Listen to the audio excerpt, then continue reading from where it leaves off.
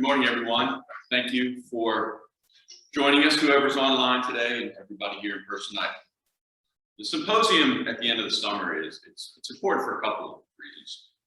One, it's to celebrate all the hard work that you have done, but it's also a chance for all of us to get together in the same room at the same time, which is almost unheard of.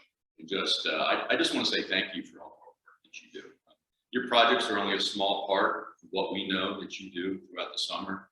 And it's when we met 12 weeks ago, which is hard to believe, we talked about, it's the experience and the opportunity. It's a challenge because it's a lot of work. But at the end, where you are is completely different than where you started in terms of your professional mindset and your perspective. And I hope you feel that way, because I know, talking to all your mentors and advisors, how much work you've done and how well you've done. And I just want to say thank you from all the staff for everything. It's just really, you've been a really special group of interns for this summer. It's been wonderful. I wish we had more time with you. It's going to be hard to let you all go, but thank you very much. And the symposium today should be fun, right? We're here to learn. The folks here are here to learn as well. And I bring my notebook. I take notes. Folks, feel free to ask questions. We will have time at the end of each presentation for some questions. And that's a great way just to kind of have one more opportunity to interact with y'all before you head on to bigger and better things. Okay. With that, I think we're ready to get started. Shannon, Manny, Pam, you want to come up and introduce Shannon, and I'm going to get out of the way, and we will go ahead and get started. See y'all. Good morning, everybody. It's my honor to introduce Shannon Manion to y'all today. Shannon is from Charlotte, North Carolina, and she's a rising senior at UNCW in Wilmington. And Shannon recently shared that she has not set foot on campus since her sophomore year, so she's excited to get back to college life. Shannon's been a super important part of our team this summer and has helped us achieve some incredible goals. I was very impressed with her in the beginning and how quickly she formed relationships, friendships, and bonds with her fellow interns. And that was sort of a catalyst to having more interaction with you guys than we've ever had with other departmental interns this summer, whether it be through Turtle Tuesdays or helping her bring in the porch or just shopping and interacting with her customers. So that was just great to see for us, and so I'm grateful for that. She's been a great team player. She's helped several departments. She's worked turtle traps every week. She has helped with wildlife surveys at night. She's been quick to volunteer for help desk. I think with Anna a few times, and just been a great overall team player across all departments. Even trooping through the marsh and collecting samples. And that was just something that was rare to see. And so we were super happy to have that experience with you. And hopefully you've been enjoying your coffee, and she'll be up here to let you know a little bit more about that. Thank you, Shannon. Okay, so my presentation is called Coffee for a Cause. So how did this idea come about? I actually was able to meet Steve Lewis, the owner of Wallhead Coffee, at Old Baldy. There was a local business fair, there were a bunch of local vendors there, and him and I got to chatting. And I told him I was an intern here at the Conservancy, and he shared how much he loves the Conservancy and everything that we do. And we wanted to get his coffee in the store, and I was like, how can I make this happen? So we decided that we were going to work together to make the coffee specific to the Conservancy. So the first question we need to ask ourselves is this idea viable? Every good business needs to ask this question before entering a new product. So who doesn't love coffee? I know I love coffee. So coffee sales have reached over 14.9 million in the year 2020, which is pretty amazing. Coffee sales remain steady and are going to continue to perk up into 2021. And due to COVID, more people are brewing at home. And studies show that 62% of the adult population drink coffee on a daily basis, which is not hard to believe. And consumers are going to continue to view coffee as a staple purchase. I know it's on my grocery list. So to get the ball rolling, I had a meeting with Steve Lewis. We met at the Chamber of Commerce in Southport.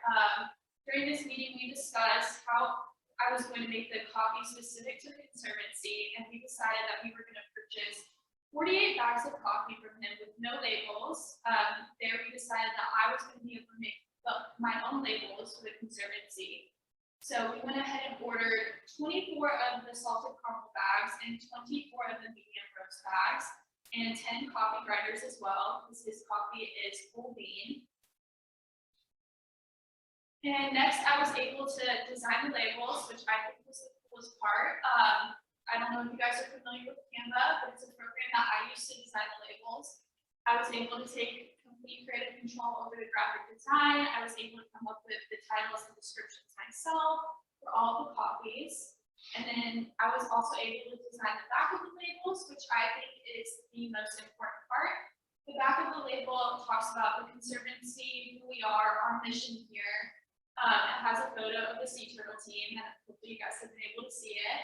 And it even has a QR code that takes us right to our website where you can learn more about everything that we do at the Conservancy. And after the labels were complete, we ordered them through VistaPrint. So here's the salty turtle. Hopefully you guys have been able to come to the store and see the coffee in person. And then this is the back of the coffee. As you can see, the photo of the sea turtle team is up there. And I kind of went into saying by purchasing this coffee, how it helps the Conservancy and everything like that. And of course, we have our logo at the bottom and the QR code right there. And here is the Happy Hatchling Roast. The back is the same as the salty turtle. And now is the hard part, I think, which was generating it all into our QuickBooks system.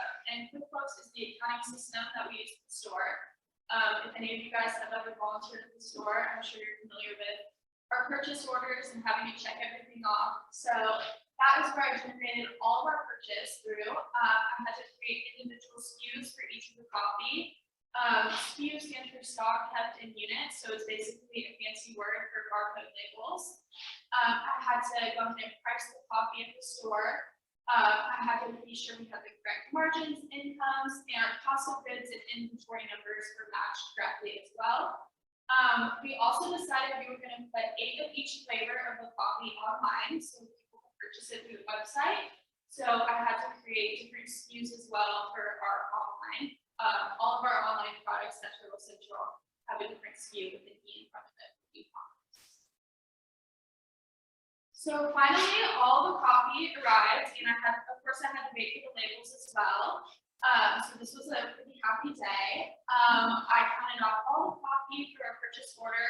I was able to SKU each coffee with their correct barcode labels. I was very careful putting the labels on because I did not want to mess it up. I can't sell an entire bag of coffee. And of course, I had to distinguish between the e-com orders as well. And I had to be careful not to put those on sales floor. So next, I was able to post the coffee online. We do this through Shopify.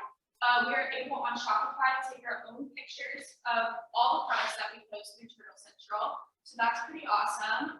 Shopify allows us to create our own descriptions.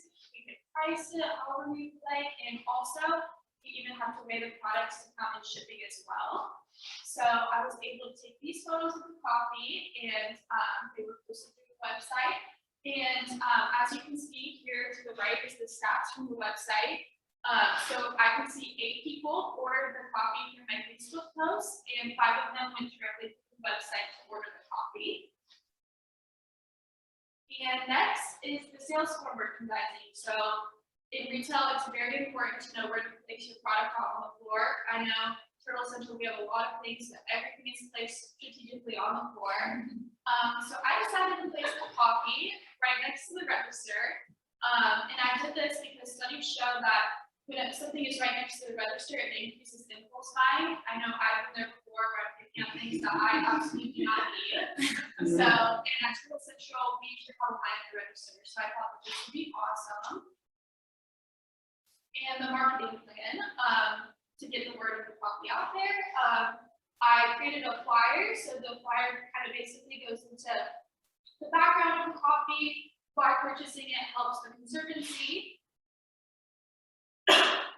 Next is posting on the Facebook page.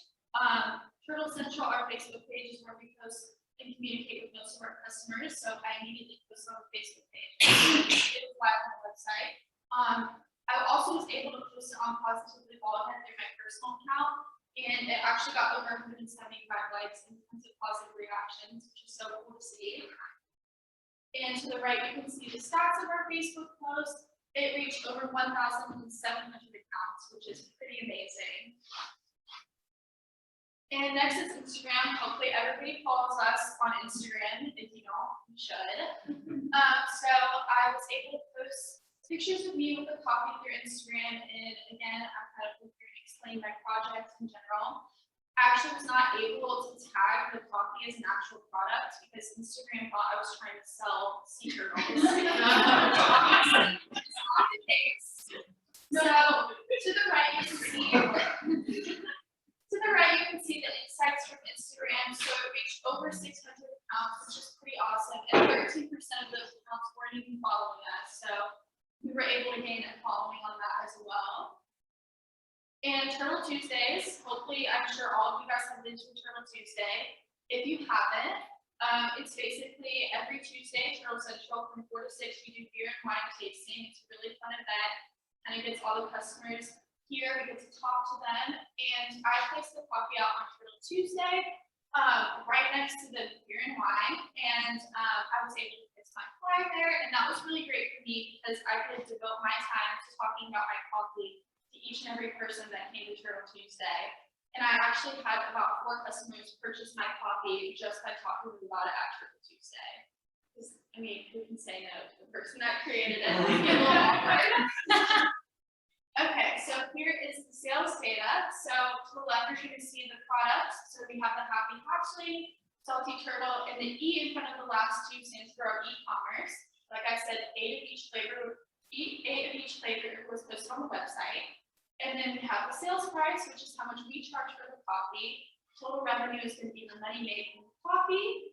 And the cost of goods is how much we pay for the coffee. And included in the cost of goods is the price of the labels as well. The labels were a really big factor in how much the coffee costs. We had to pay for express shipping, like I said, just because I wanted to get the labels here on time so that I could see my project out on the sales floor. So our total net profit is $272.34, which is pretty awesome. And so the outcome of the coffee, overall, I would say the project had very positive reactions. All the coffee was sold out online and in store within 12 days of posting it, which is pretty amazing.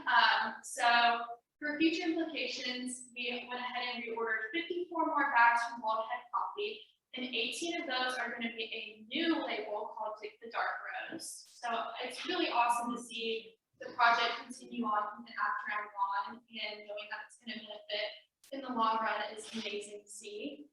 And in the future, to decrease the cost of goods, we are planning on ordering the labels through something else besides Vistaprint, just because they are so expensive.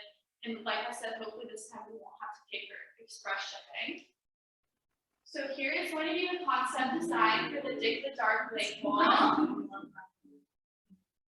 And I would just like to say a special thank you to everybody. I would say thank you to everyone who purchased my coffee, everyone who left such amazing and positive reviews on social media, even in store. Obviously my first customer, Diane. So any questions for me?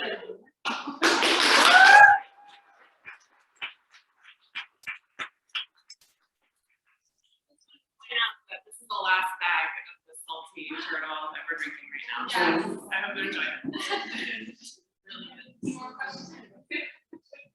So what do you think the maximum price you could sell this? I mean, you get 28% margin. It'd be crazy to think it was people would pay $25. I think $19.95 is probably good right now. I mean, maybe we could increase it to 22. It's just, you know, people come to the island, they forget to bring coffee. So I feel like we could increase the price by a little, just because, I mean, at that point, they're gonna be able to pay whatever it takes to get coffee. Also the labels, a lot of people bought the coffee because they're like, I just love the labels so much. And I just like, some people are even like, I want the label. So, yeah.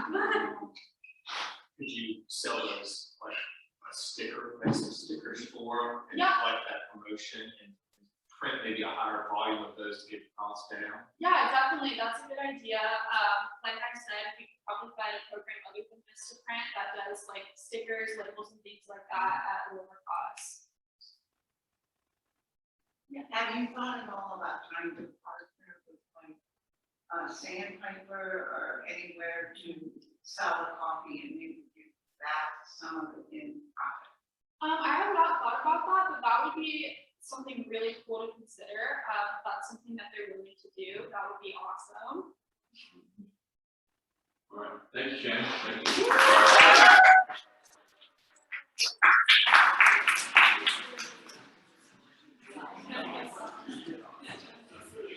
Yeah, Yep. I'll let you.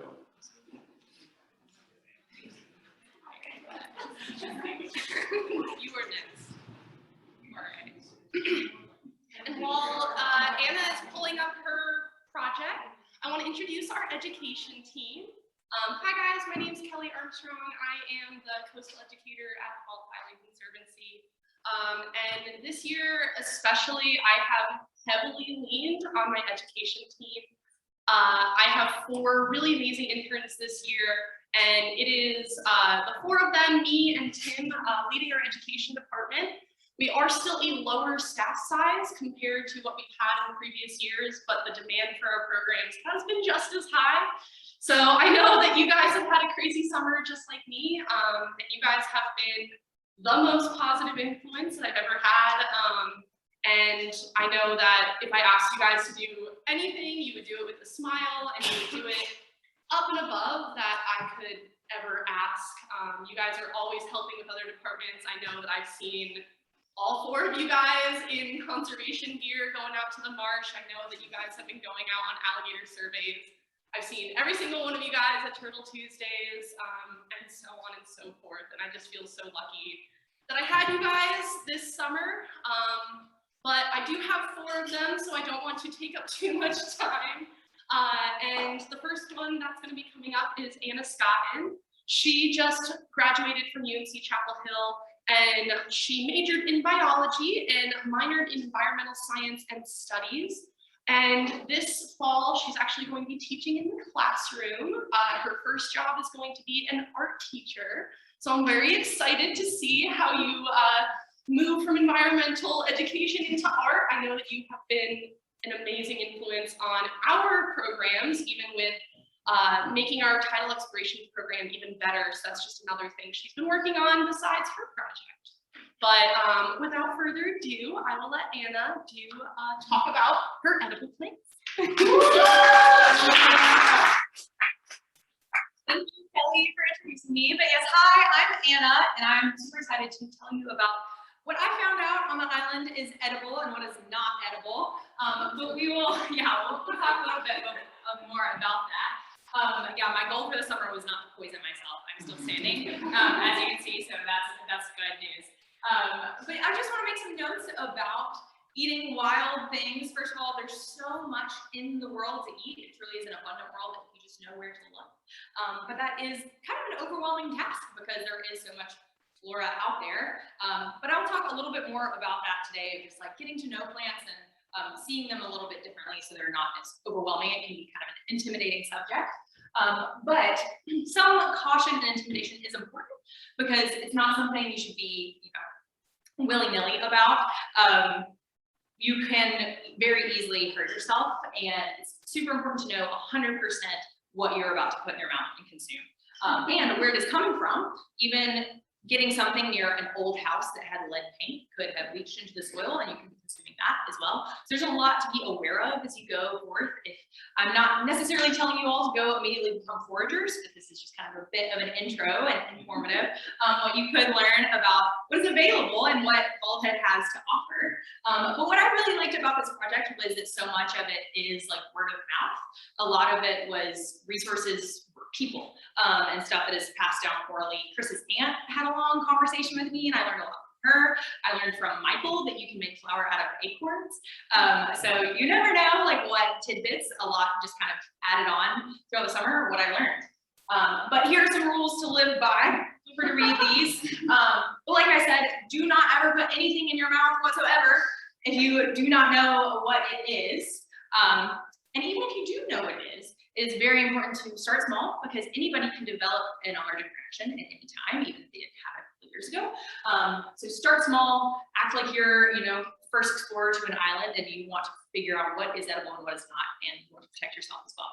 So I want to do a short demonstration with this. I promise no individual will be harmed in this volunteer demonstration, but I do need a volunteer from the crowd.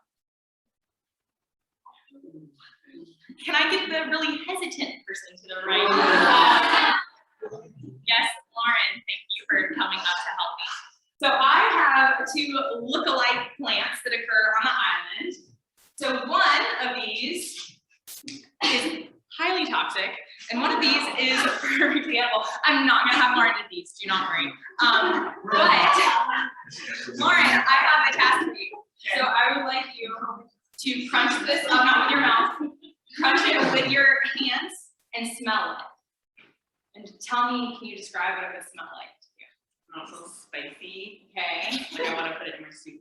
Like you want to put it in your soup, okay? I can take that back. Okay, perfect. So that's the one on the right. They look highly similar. I don't know if you guys can really see. They're both kind of like oblong, shiny, green, smooth edges. Okay, so here's our second one. Crunch that one up and tell me what you smell. It's sweeter. Okay. What is perhaps, go ahead. Like almondy. Almondy, like maybe cherries and almond, like maybe cyanide. There are maybe Lauren, she's right. She's a hand sanitizer. So this is Carolina cherry laurel, which is laurel is in the name because it looks so similar to something that is actually in the laurel family, but this is in the cherry family. And not like cherries you eat commercially, but these, if you ate the leaves, it does have traces of cyanide in it and is super toxic, could potentially kill you. But these are very closely related to sweet bay, what you would get from the store, just bay leaves, and you can put in your soup, season your meat with it, whatever, and you'd be fine.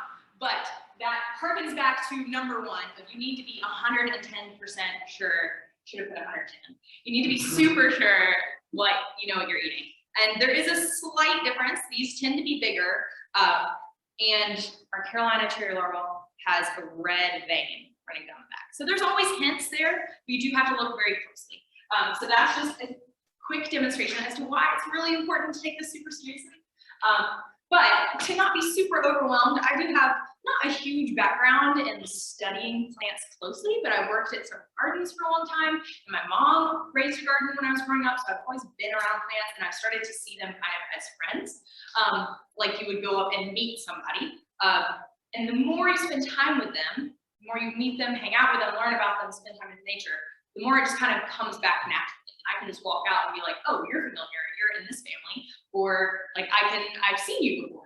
And these are kind of some of the principles to use, like spending time out there. You do have to spend time with friends to know them. Use all of your senses with these. How do they smell? Are they fuzzy? Are they waxy? Those are like big things that would give away. And the more that you just do this over and over, it starts to kind of ingrain in your brain. Learn their habits. What do they need? Do they live in dry soil? Are they in wet soil? I remember in some of my early plant classes, I would just get like a long list from professors. They're like, can withstand temperate climates, like well-drained soils, but sometimes not. And it's like super overwhelming to just get that full list. If you take a plant at a time and spend some time with it and just look for that plant when you're out, I can identify so much of what's around us because I'm like, oh, I can expect this plant to be on the salt marsh edge because it can handle salt water. But also super important is to do your research. Not trying to downplay any academic part of this. It is super important to know the details and know terminology if you're going to go out there and really, some things are the length of a pedestal is how, which is the like distance from the leaf to the stem is how you identify it. So like if you're getting really in depth, like continue to do your research. But there are ways to get to know plants as friends just over time. So I just want to follow up with this cute quote to, you know, take a load off, that we can know these things, we know these plants as friends. But these are some of the places I've ventured all throughout Bald Head looking for things along the marsh, in the marsh, up in hammocks, which is a little bit more fresh water, so some different plants. Into the dunes, except I really did not, I promise you guys, I did not go on the dunes. But they have a great overlap with the marsh edge. Anybody have any idea why the plants would be similar in the salt marsh and in the dunes? Salt water, woo! Good job. And lastly, the greatest source of all this biodiversity of edible plants. Most of the plants that I studied were in the forest. So I could walk in the forest and be like, I can eat you, I can eat you, I can eat you, I can eat you. It was really cool. As I got all of these plants and started dividing them into groups, kind of make it a little bit more manageable. But as you can see, it's still a lot and kind of overwhelming and a lot of information for each one of them, especially my project was to make a guide. I should have said that at the beginning, but I'm making an edible plant guide and trying to figure out, like, boil down all the information that's relevant about all of these plants into like a one-page thing to give somebody and hope that that is not a free pass for them to go eat something that vaguely looks like them. But yeah, so what I learned, and something specifically from Chris's aunt taught me, that things become less overwhelming if you just spend time with one plant. Like spend time with that plant, look at it. And the one that I chose to really highlight and spend the most time with this summer was Japan holly. I love Japan holly. Even I love its scientific name, Ilex vomitoria, which does not make you seem like you would want to eat it today. But if you are willing and courageous, I have some stuff for you to try. So Japan holly is native to the southeastern U.S. It runs all the way down our coast to Texas. And native cultures used to use it quite often. They would use it in ceremonies. They would also just use it as a social drink. And it's a caffeinated tea. It's related to yerba mate, if you've ever heard of that. It's from Argentina. It's another holly that has caffeine in it. But Japan holly is the only plant in North America that has caffeine in its leaves. So you would think if we have something on our soil that is, it's just about as strong as a cup of coffee, why aren't we drinking that instead of importing coffee? Well, it has a very colorful past and a scientific name that has been somewhat blacklisted it unfairly. So as I said, native cultures all throughout the Southeast, they would trade it all the way up to like Cherokee Mountains, up to like the Missouri area even, would use Japan holly tea, and they called it the black drink because they would steep it so long that it would turn black. But it is caffeinated, and they would use it in ceremonies, and they would throw up after that. They would vomit during these ceremonies, usually some form of purification or preparation for an event. But when European settlers saw this, they were like, okay, well, this drink makes you throw up. But they still drank some of it in small amounts and would take it back to Europe and would consume it. But think about for a minute, part of these ceremonies would involve fasting for several days before. So if you have ever gotten up and not had your breakfast and had 2 big cups of coffee, what do you feel like a couple hours later? Like maybe you want to vomit? Yeah. And then they would drink copious amounts of this large liquid out of really cool Welch shells, which we also have along the coast that they would decorate. They would drink these large amounts of liquid and then on an empty stomach sing and dance and perform their ceremony, which, you know, would probably cause you to vomit. But there's actually nothing about the leaves that goes into making the tea that would cause you to vomit at all. But even though it was so widely used all throughout the southeastern US and it was shipped back to Europe, there's a little conspiracy theory for you. This is not concrete set in stone, but one of the theories as to why it is not bigger is that someone who was heavily involved in the scientific naming of this plant also had a relationship with one of the first multinational corporations, East India Company, and they had a big role in producing tea, and they did not want a competitor from the New World to try to take over their market. And so this guy was like, we'll call it Ilex vomitoria because it makes everybody vomit, it'll make you sick, so don't drink it. And even though it doesn't, its association with vomiting kind of blacklisted it until really today. And so there are a couple of small companies you can find throughout the Southeast that sell Yopon tea. I think it's quite good. I would actually love for you guys to try some. If I could have maybe Carly and or one of our Central gals pop up and pass out some little kind of drops that I have. If you would like to try it, you don't have to. But I made a large batch of tea, and I have some poured in cups. You guys, this is what I figured the cups around. And then we can refill. But I harvested a bunch around the island, washed them, you roast them really quick. It's pretty simple, and then you steep them. Something really special also about Yopon tea is that you can't over steep it like other teas. You can leave your Earl Grey bag in there, and if it's 6 or 7 minutes, you're like, oh shoot, my tea is terrible. This does not have the same amount of tannins as other teas, so it just doesn't get bitter. It's kind of this natural, like mildly sweet flavor. Just doesn't contain the same amount of tannins. So you can. I also have tea bags for you guys to take home if you would like. Without instructions, because you can steep it as long as you want. You can steep it from 2 minutes or 10 minutes, however strong you want it, and it will not over steep. But here are some pictures of the process that I enjoy doing, making these. Made a big batch, and yeah, saved a Perrier bottle because I figured if you guys was pouring out of like a used salsa container, it would make it a little bit less appetizing. So I splurged for you guys to recycle a little bit prettier. But anyways, while my trusty servants over here are getting you guys your refreshments, I will just talk to you a little bit more about kind of the process and decisions I had making this guide.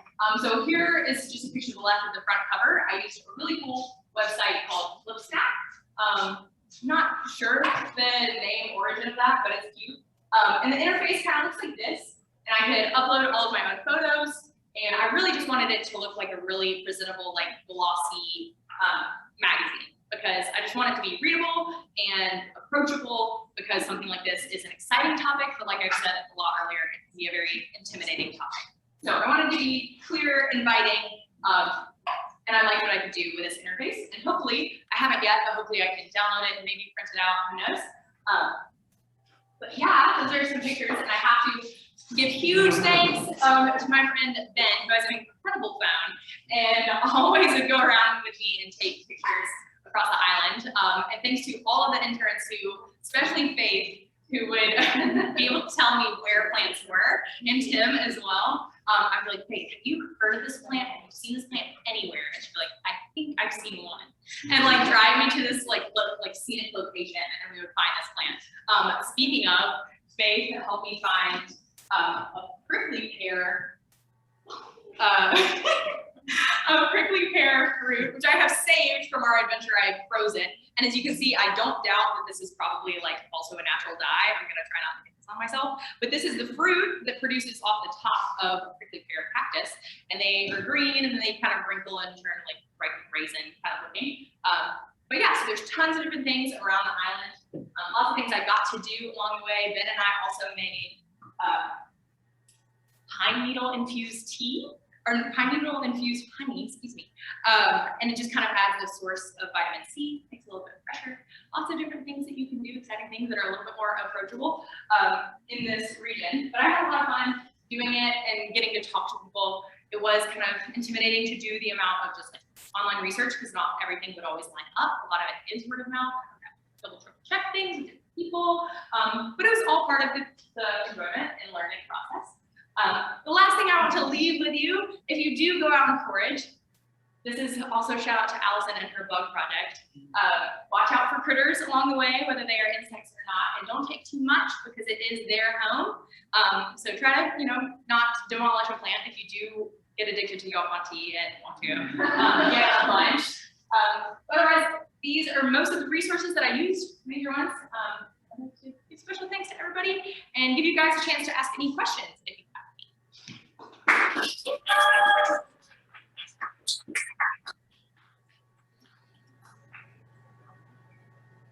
I have one else.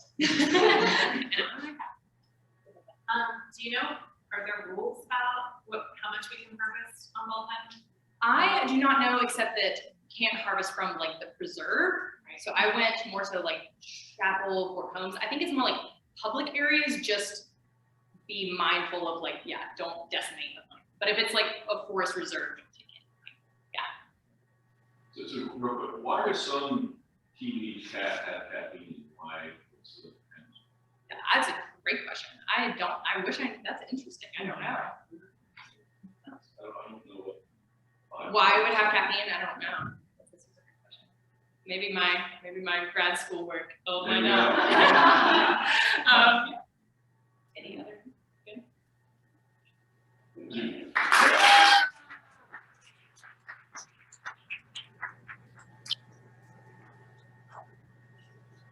Oh, if you want, we'll pass this around like tides. If you want any, if you want any tea bags, if you don't want tea.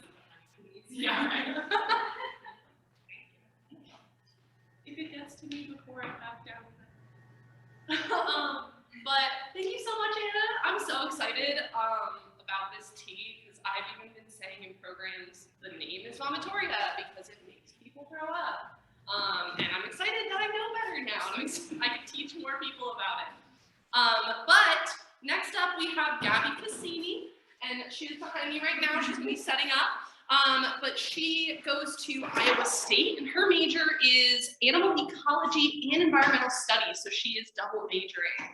She is going into her 3rd year, so she will be heading back to Iowa actually on Monday, so I'm gonna miss her dearly.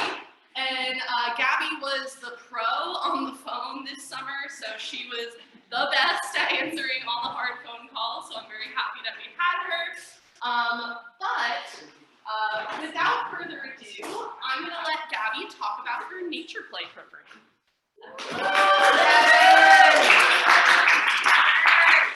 Well, thank you for the introduction. So my program was Nature Play. So this was an interactive program for ages 1 through 4, which we actually didn't have a conservancy program for the ages 1 through 4, so we had a lot of 4-year-olds at our camp. So I tried to make something that they could be involved in. So, first, I think many of us probably see these images and are like, that's what my childhood was like. A lot of us probably spent a lot of time outside, chasing frogs, grabbing on the crabs, playing like these kids are in the forest. But unfortunately, now kids, this is what they consider fun. Netflix and iPads, especially with online learning lately, they spend a lot of time on technology and not so much time outside, especially compared to their parents and our generation as well. So the first question I had was, why don't kids play outside? I know I'm a nanny and like the kids don't want to go outside and I don't understand why. Well, one of the reasons is definitely fear. There's a lot more fear in society right now, especially because news sources just say everything that's happening. Like all the kidnapping and stranger danger is really relevant right now. And also, there's also wild weather too. But for fear, that's definitely one of the biggest ones. Most sources that I saw, like fear, parental fear especially, both bullies, strangers, everything like that. And also, of course, access to technology. It's way easier for parents just to give their kids an iPad than watching them play outside. And also parents and pretty much everyone is on technology all the time, especially with online work environment and all that kind of stuff. And also a lot of people live in the city. Here at Ballhead, I don't really appreciate that as much, that people just like live in the city and they don't have natural area. So that's a really big thing. Natural area in the city is very limited. It is getting better. Cities are incorporating more natural area, but a lot of the times when kids live in cities, it's just their neighborhood. There's not really like trees even. So yeah, that's why. But there are a lot of benefits to nature play. First of all, for child development, physical and motor skills are big for nature play. I know for me, I learned really hard. They can't jump over a tree, stuff like that. But I definitely built some muscles doing that. I got some bruises, but that's really important for development and also problem solving and creative thinking. So the program that I did, I'm gonna talk about it in just a second, but it was free play. So just like letting them go outside and play, they have to be creative, like building a fort is really creative. that really helps them to be a creative adult as well. And also something really important for conservation is that nature play, playing outside, or also guided nature play indoors as well when the weather's bad. Also develops an appreciation of the natural world. So that can set up a lifelong mindset of conservation-related activities and just a conservation-related mindset. So getting kids outside to play, or like I did inside with nature bins, is really important to get them to love nature and really appreciate it. So for my program, I offered it for 2 days, so twice for free. There was definitely a downside in that not everyone showed up. So the programs were full. In total, it would have been 12 kids, but we only had 7 participate.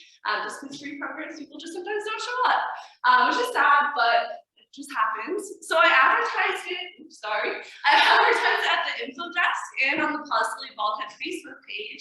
And I got a lot of positive results, especially people asking, are you gonna do it again? I'm not on the island, can you do it next week too? And also explaining that it's for ages 1 to 4, and a 5-year-old probably would not want to play in the nature bins. So originally I was gonna have this program outside. However, when I was collecting leaves with Anna, I brought Anna with me to collect leaves for our forest bin, so I didn't collect anything that was toxic, because I don't know my plants that well. When I was out there, I stepped in poison ivy, so I decided that it was probably a better idea to bring it inside and not the risk of poison ivy. It was also raining on both days I did it, so. And I also had this flyer out passing around, and I did this for the parents. So this was for the parents. I gave them it at the end. It's just more ideas for nature play at home. I think a lot of people don't really know how we bring nature inside, especially in the winter. And a lot of the ideas I gave them was how do we bring nature inside even when the weather's bad, or to kind of mitigate that stranger feeling.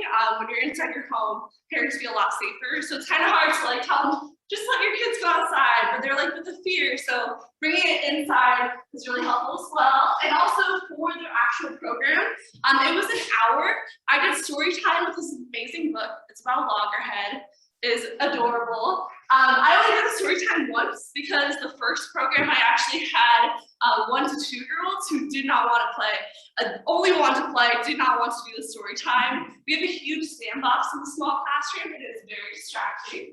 But the one little kid that came on the second program really likes the story. So it was just something that was just like an added structure thing. And then the rest of the program was just them playing in these bins over here. So speaking of the bins, the bins that I made are called nature play bins. I've actually worked at another zoo and aquarium that did a similar thing, but I did it representative of the ecosystems on the island. So I have them up here. You guys are more than welcome to play in them on the break as well. Feel free. So the first one up here is my dunes. So I definitely have our little sea turtles, of course. And all of the animal figurines in here are representative of like what animals actually be in that ecosystem. Now that isn't to say the kids didn't like move the ducks to the forest and all that kind of stuff, and put like the whale in the forest as well. They got to freely move it around, but when we started, it was all representative of what would be in that ecosystem. And the forest bin, ironically, was the hardest one, and it was played in the least, because we actually like collected leaves. So Anna came out with me and collected the leaves. We were just Googling, is this toxic or is it not toxic? Fortunately, only one kid put a leaf in his mouth, which I knew that was gonna happen because they're 1 and 2. He put in, I think it was the palmetto leaf, which is not toxic at all. So we made sure though, that they did put it in their mouth, it was completely okay, because I knew it was gonna happen. So we put in leaves and we also pressed them. Ben helped with that as well. It kind of extended the lifespan, but right now they probably need to get thrown away because we collected them like 2.5 weeks ago. So that's definitely something when we continue the program, we'll have to collect leaves again. But it was a lot of fun to collect the leaves too. We just collected from like over here. So that was a lot of fun. The ocean bin actually has water in it. It's kids just playing in it, but they also really liked that one. But by far the most popular one was the dunes. I don't know what it is with kids and sand, but the huge sandbox and the dune box is very popular. So overall, 7 kids participated. They were adorable. I did this program in their benefit, but also for mine because I got to play with little kids for an hour. So for the first program, there was a huge thunderstorm the morning of, and the kids came very tired. So they're like falling asleep in the sandbox. So it wasn't the most like playful group. They were just very, very tired. But to kind of encourage them to play, I actually brought Gloria, the box turtle, out, and I put her in a bin, and I told them that she was just playing in there. And then I was like, you should play like Gloria. And that kind of encouraged them to go over and play, but they were insanely adorable. I'm hoping that this will become a seasonal program, but I'm also hoping at some point this will be part of our outreach program, especially to like the Wilmington area and more of an urban community. I really want the target audience for nature play, at least in my opinion, is the urban communities, because we can just go outside and play, but urban communities really can't. So bringing these to like Wilmington or the Triangle even, that would be really amazing. So I'm hoping at some point we'll do outreach. I've done outreach with the Playmans before, and it is really helpful, especially because some kids like don't know how to play outside. They just never learn. They know how to play on their iPad perfectly. So hopefully it'll become an outreach program. So this is really the quote that like started all. I was like, what kind of program do I want to do? I knew that I wanted to do something for 1 through 4-year-olds. But this quote, if we want children to flourish, should become truly empowered. Let us allow them to love the earth before we ask them to save it. That really stuck with me because it is like they have to have an appreciation of the natural world. If they're not outside, if they're not playing with nature, why would they care to save it? So that's really the meaning behind my program. And I really enjoyed it. It was a lot of fun. So thanks to everyone who helped with my program. It was really successful, and hopefully we'll have many more to come. And sources, and does anyone have any questions?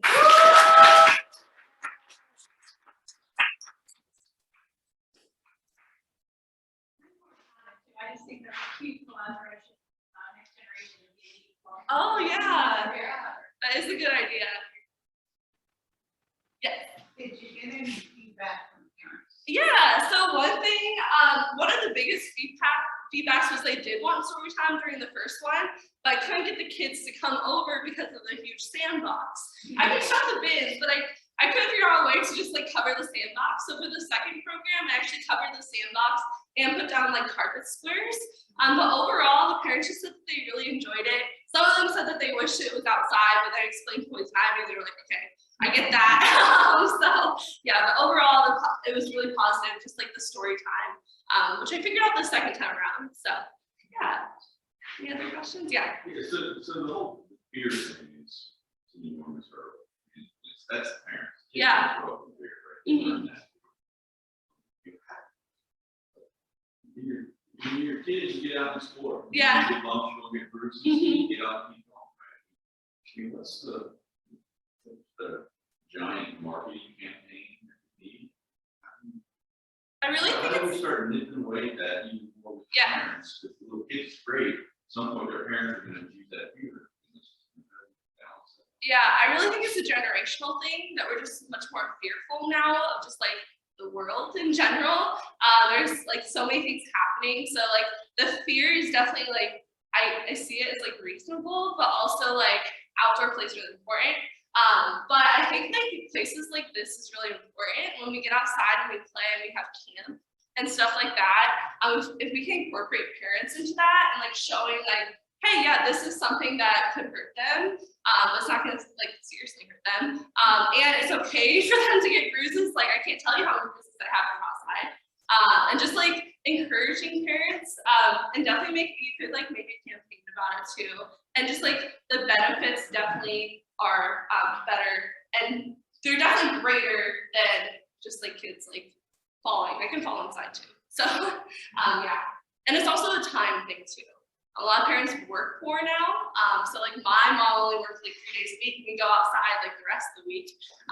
Parents work more now, so that they have less time to dedicate to them playing outside. Any other questions?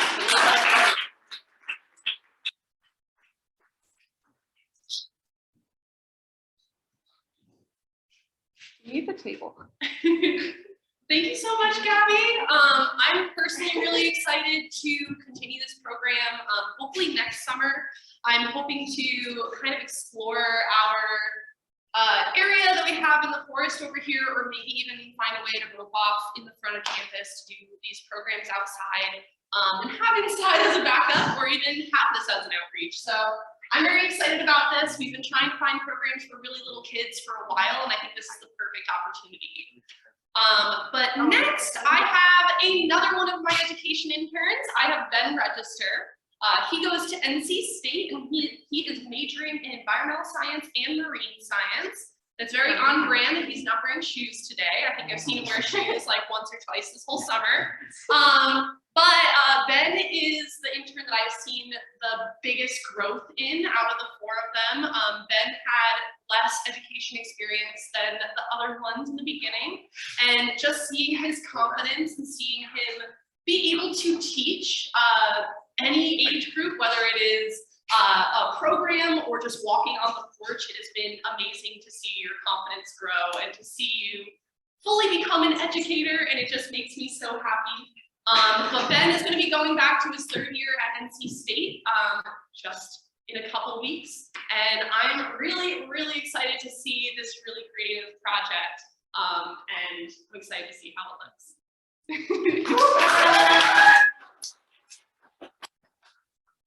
Thank you. So my project is called Destination Constellation, a journey through the night sky. So my project, I really wanted to focus on constellations or astronomy. And the reason for that is I got here and we do all these cool nature programs, but one thing that I didn't see a lot of focus on was the sky, especially at night.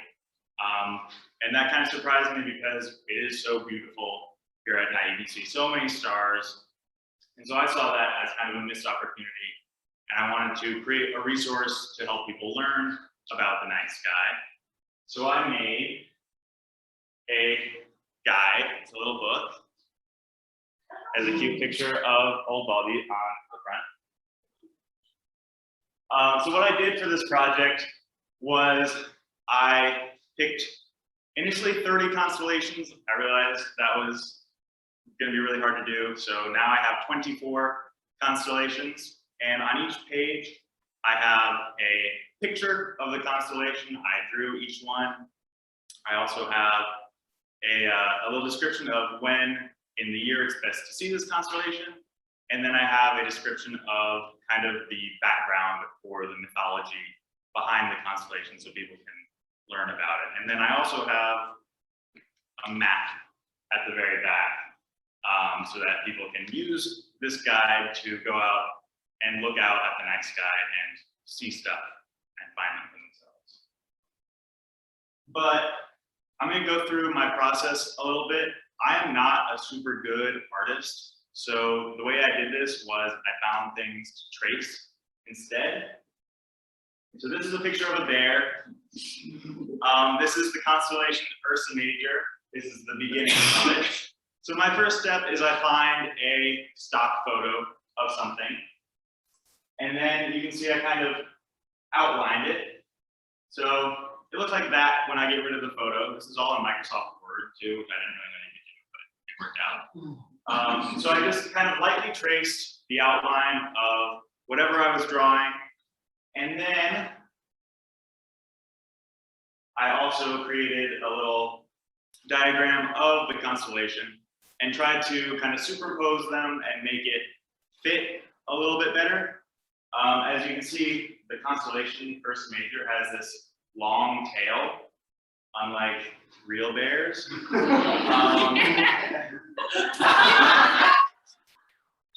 So I gave the bear a long tail. If you are curious about why Ursa Major has a long tail, you can find out by reading page 22.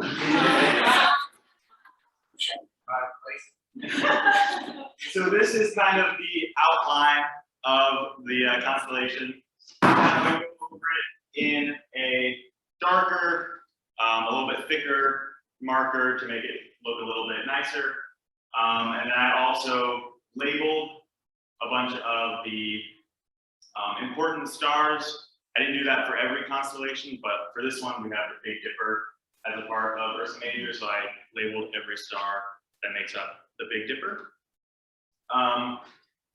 But this one is an animal, which is pretty easy to draw. Animals are not that hard to trace. Humans are a lot harder, especially since a lot of these constellations are in really weird positions.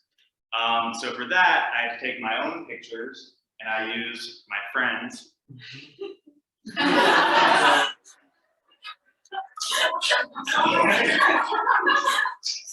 So I have several examples. This one is Emma, she's posing as Virgo. Oh, I thought this was crop, but this is Virgo. I made this morning. So I gave her wings, and then I put the constellation on top of that one as well.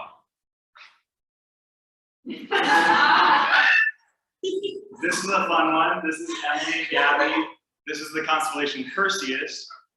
Perseus is the mythological hero who slays Medusa and holds, she's holding Medusa's head. So Gabby's posing as Medusa's head. There we go. This was a really cool one. Abigail was posing as Sagittarius, which is a archer centaur. And so for this one, I just traced the top of her body, and then I found a picture of a horse and did the rest. And also gave her a bow.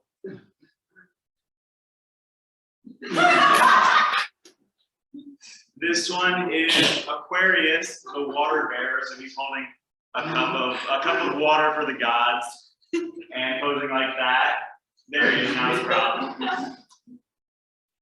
I also made him really buff.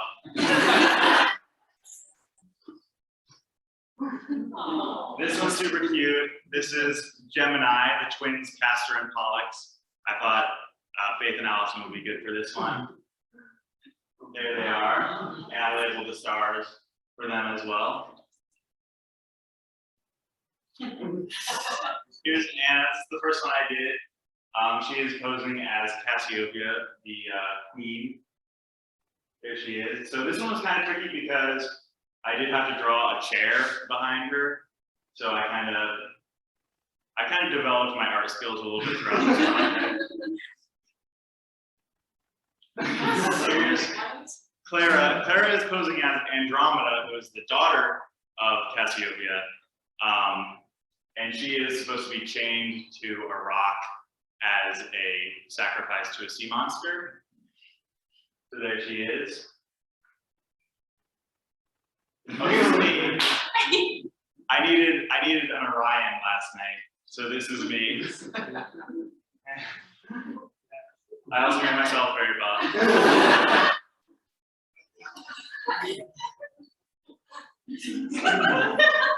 This is Lauren.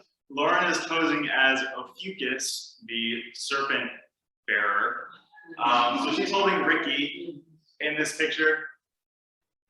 I did exaggerate how big Ricky is, but he is in the same he's in the same shape. I traced him and then I made him bigger. So it is genuine Ricky.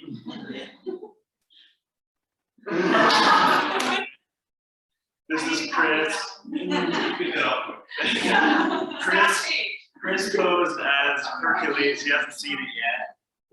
Is that a Game of Thrones?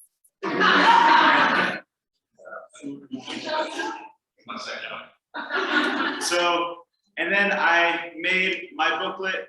This is kind of a rough booklet. What I would hope to do in the future is maybe have more maps in the back, to have one for every season. And then a couple more pages of some info about general astronomy, some cool astronomy terms, things like that. But that is my project. I really want to thank everyone who posed.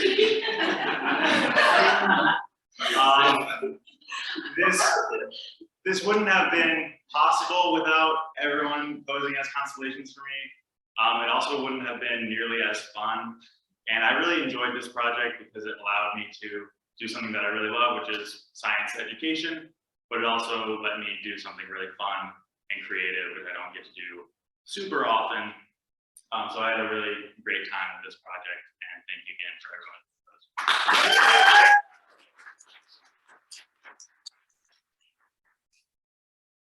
Questions? I think our still addressed. Yes. Do you plan on really expanding on this or maybe trying to publish a book?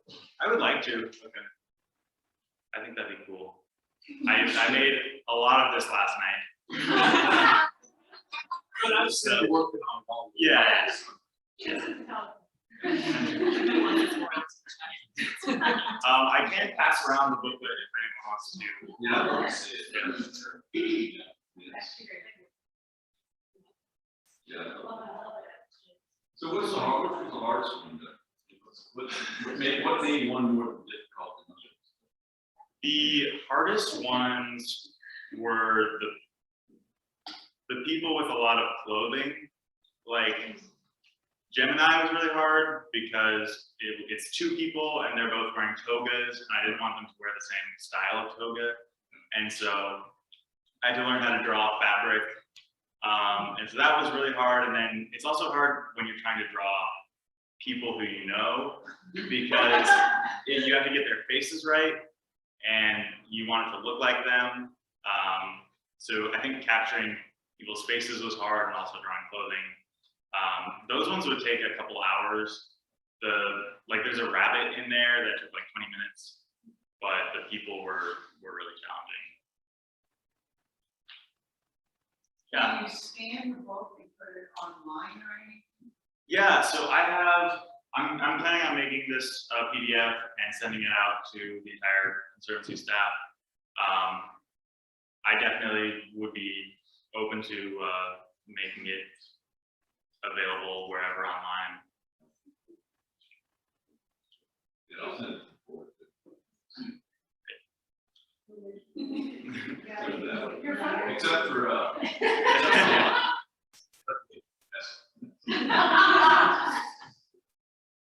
Okay.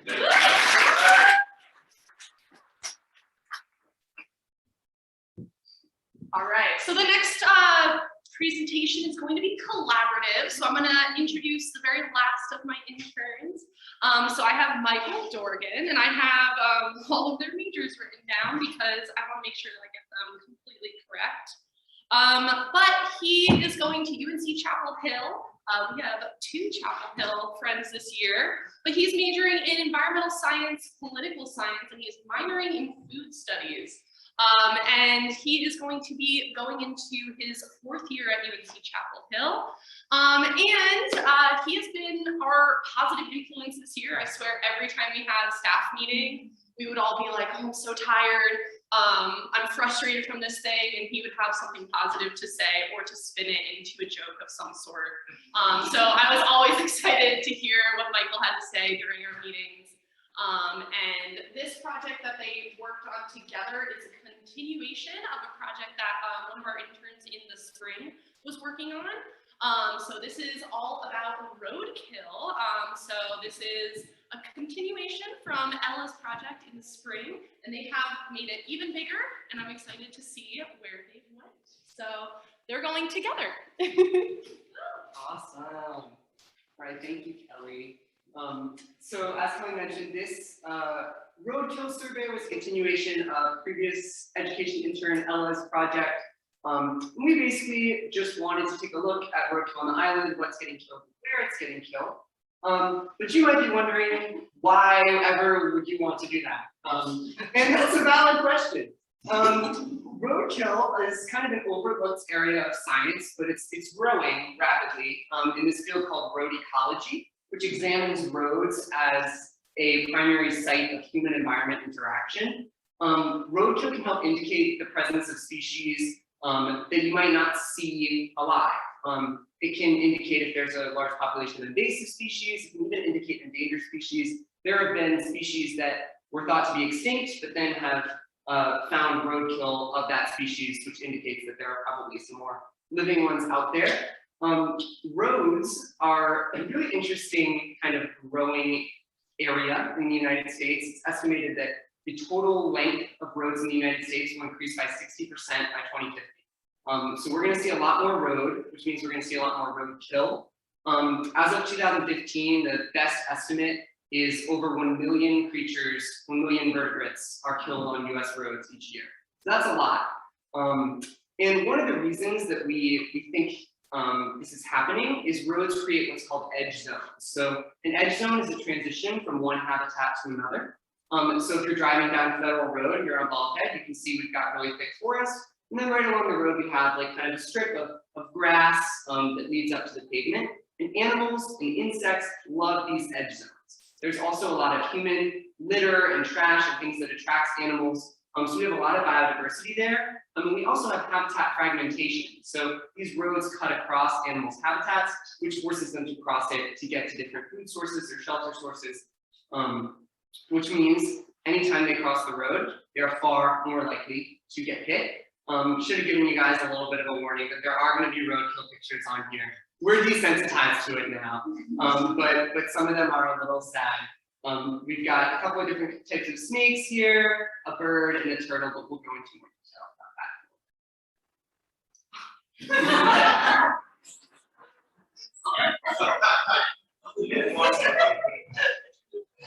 So our methods for the roadkill survey, we would go out every day in June. So we went out every day of June. We tried to kind of stick to the same time-ish every day. It was kind of tricky because we both had programs at different times, but we tried to do it in the afternoon, usually around 1 to 4-ish. And we did 2 roads, Federal Road and South Bald Head Line. We are including North Bald Head Line as Federal and West Bald Head Line as South Bald Head because they're connected. But we just keep it in these 2 categories. And then roadkill removal, which is where our trusty spatula comes in. We have a roadkill spatula that's marked with a orange piece of tape so that we don't accidentally bring it inside. And so we would flip every piece of roadkill that we found. We would flip it with the spatula, put it at the side of the road. And that is just so when we did the survey the next day, we wouldn't count the same thing twice. And then we also took pictures of everything that we found. So I have several dozen pictures of roadkill on my phone. When you take a picture, it takes the coordinates as well. And so we have a big master spreadsheet where we have the road it's on, the species, the coordinates, and then we use those coordinates to do some more data analysis. So in the month of June, we recorded 288 unique vertebrates on Federal Road and South Bald Head Line in June. And as Ben said, we drove both sides of the road, so we did our best to get everything. I'm sure we missed some stuff just because of the nature of what we saw, which we'll go into a little bit later. Some of it was very flat and blended in very well. Of those 288 species, or 288 observations, we had 14 unique species identified. Most of our species were amphibians. We had southern toad was a really big one, but then the most individual species were snakes. We had banded water snake, scarlet snake, rough green snake, American racer. We had a couple different types of birds. We had a couple types of turtles, and probably the least common were mammals. So a little bit of analysis into the types of species that we found. So we have them broken up into 6 categories: birds, frogs and toads, lizards, mammals, snakes, and turtles. So as you can see, frogs and toads make up the vast majority of things that we found. We would drive along the road and we'd find squished toads here and there. We're sure that we missed a bunch just because they're kind of everywhere, and you can never really tell with some of them. So this is for the entire trip, both roads. You can see turtles is the last one we found. Only 3 turtles, and then mammals is we didn't find very many mammals either. And then this is a really cool diagram that kind of shows just the relative abundance of the species. So this isn't for the category, this is for the individual species. You can see the largest one by far is frog and toad, unidentifiable. So we weren't even able to tell what species it was. We just know that it was a frog or a toad. The second biggest one is the southern toad. And then this is kind of interesting. The third biggest species that we found was the glass lizard. But if you go back to the last slide, the second biggest category is snakes. So you can see that we found a lot of different species of snake, but we only found 1 species of lizard, and that was the glass lizard. And then this is a comparison between the 2 roads. So we did get more roadkill on Federal, which I think is really interesting because Federal is shorter than South Bald Head. It's about 5.5 miles there and back. South Bald Head is about 7.2-ish. But we found a lot more roadkill on Federal, probably because it is trafficked a lot heavier.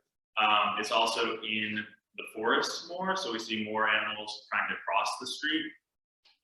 South Bald Head is kind of along the dune line, so you didn't see as many animals in there, even though it is longer. You can also see that the category is different. So for Federal Road, we had 6 categories, and for South Bald Head, we only had 4. We didn't have any mammals or turtles on South Bald Head. And then this is just another visualization of that data. Each of these dots, colors of dots, corresponds to a different category. So you can see here, our main color is red, which are those amphibians. And we can see a cluster here in the coastal reserve, which is the forest ecosystem. And then as we get a little bit up towards the golf course, where we're a little bit more developed, we enter kind of a scrubbier ecosystem, and we see a lot more snakes and a little bit more diversity of creatures, especially on Federal Road. If you look here on South Bald Head, you'll see that we pretty much only have frogs and toads with the occasional snake, whereas here we've got frogs, toads, birds, mammals. So we definitely have more diversity of species on Federal. So another trend that we noticed as the month went on was we were seeing less roadkill, and we were wondering why that is. So we were thinking maybe this has something to do with the weather. So the first kind of variable that we considered was temperature. We thought maybe we would see an increase in temperature would correspond to our decreasing trend in roadkill. And there's a suggestion of a link here, nothing statistically significant, but we can see that the temperature slightly trends up from the high 70s to the low 90s, and then our roadkill observations go down as the month of June goes on. But this what we were like, okay, this isn't enough to really explain what's going on. Then we decided to compare with precipitation. The blue line is roadkill observations, the orange line is precipitation. And you can see here in each of these circled spots is a day that we had a rain event. So we had a spike in precipitation. And we can see in each of these circles that we had a peak in roadkill on the same day or the day after our peak in precipitation. So one of the reasons we think this could be is most of the creatures that we saw were amphibians, right? So they're more active when it's wet. So when it's been a very rainy day, I'm sure if any of y'all have driven around on a rainy day, hit a toad or two, that's okay, we forgive you. But we definitely scraped it off for you. It's fine. But we can see here that those spikes were correlated with these spikes in rain. We did get less rain as the month went on, which is probably in combination with the heat a contributing factor for the lower amount of roadkill observations. So this is a heat map that we made with a lot of help from Faith, so credit to Faith. This is just a way to show the places where we saw the most roadkill, the most highly concentrated areas of roadkill. So we made this in GIS by plugging in those data points that we got from the pictures that we took. And we can see that there are a few places that have higher than other places numbers of roadkill observed. You can see the areas that are red going into white are where we have the most. And so this is our biggest problem area. And this is right where the two ends of Federal Road kind of meet in front of the market. They're pretty much divided all the way through the forest reserve, and then they pop out. And there's a pretty busy intersection right near the contractor lot where a lot of the ICE engine vehicles are parked as well. So we noticed that this intersection is a problem area. We don't know if that's because people drive really fast in the forest. We know that they do. There's not a lot of turnoffs on that long stretch of Federal Road, so maybe they're going really quickly and they're not seeing things. But we also noticed busy or more density of roadkill observations in other intersections. Right here is up by the marina, and over here is right in front of the conservancy. So we did note more of that. We can also see kind of the ecosystem change. Our most dense ecosystem was definitely the forest. There were just more creatures in there to begin with, along with that driving behavior that we kind of discussed. So this was a continuation of Ella's project, and because of that, we are able to compare to previous seasons. So she did a survey in November and one in March. We can see that there's a lot less in November. This is just a Federal Road because we did kind of different routes each time, but we always did Federal Road. So there were only 71 observations in November, which kind of makes sense because it's colder, there aren't as many things out. There's also a lot fewer people here, so you wouldn't expect to see a lot of roadkill. We were kind of surprised that March was so similar to June because there are still a lot fewer people on the island. We thought a few reasons that could be is because in June more things are out. That means maybe more other things, more scavengers are out, and maybe they're getting cleaned up, eaten by other things before we can count to it, before we can get to it. Also, this was collected by someone else, so maybe Ella was just better at finding roadkill than we were. But we were kind of surprised because we would expect to see more people running over stuff in June. It's also a possibility that other people were picking it up, maybe Public Works. They sometimes pick up the big stuff. So if there's a lot of people on the island, that's probably what they active as well. And another potential link is March is a really wet month in North Carolina. So again, that could be driving up that amphibian reporting. And then June, as we mentioned, is warmer, so maybe things are less active. And then we were only here for 3 months. We wish we could be here for longer to explore some of these other things. But like Ben mentioned, it would be really interesting to examine how fast things stick around or how long things stick around. We heard from our conservation team that they've seen roadkill get slurped up by possums and raccoons and things right in front of their eyes on night surveys. So maybe monitoring how long things last. I don't know if that would look like putting out a camera or something like that. But kind of figuring out how long some of our smaller items stick around. We also want to look into what kinds of vehicles are hitting stuff. There's a lot of golf carts on the island, but we did notice that a lot of the roadkill that we found was kind of at the edge of the road. So we were thinking maybe those bigger cars that are here for construction or to drop off supplies or whatever, those bigger cars could be responsible because they do kind of drive at the edges of the road more, and they're also less likely to swerve for stuff. So for that one, that would be kind of hard to figure out. We would need someone to watch and see if they could see roadkill as it happens. But that's a really interesting question that we would want to investigate. And then we would love if one of the 10-month interns in the next coming year would continue to do roadkill surveys, so we could continue to compare seasonally. We have a fall survey, we have a spring survey, and we have a summer survey, but we don't have a winter one. It would also be interesting to change the time of day.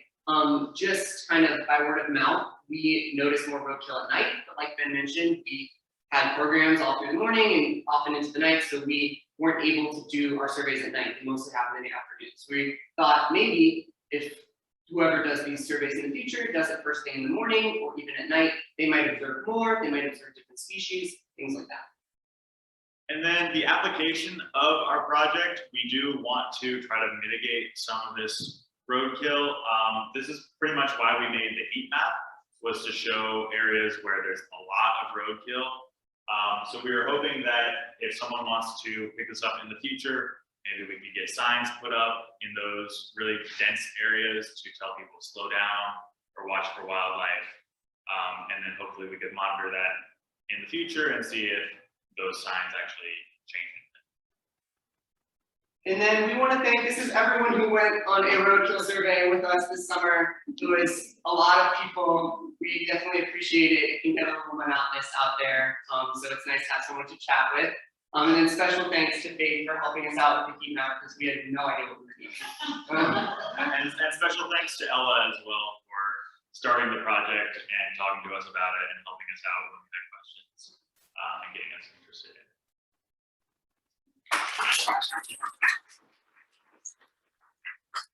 I have two questions. One question. What animals did you find? What animals did you find? We found gray squirrels and hispid cotton rats were the only two types of mammals that we Okay. Where's the special? It's under the stairs by the back of the door. We leave it outside. We're not bringing that inside. All right, thank you.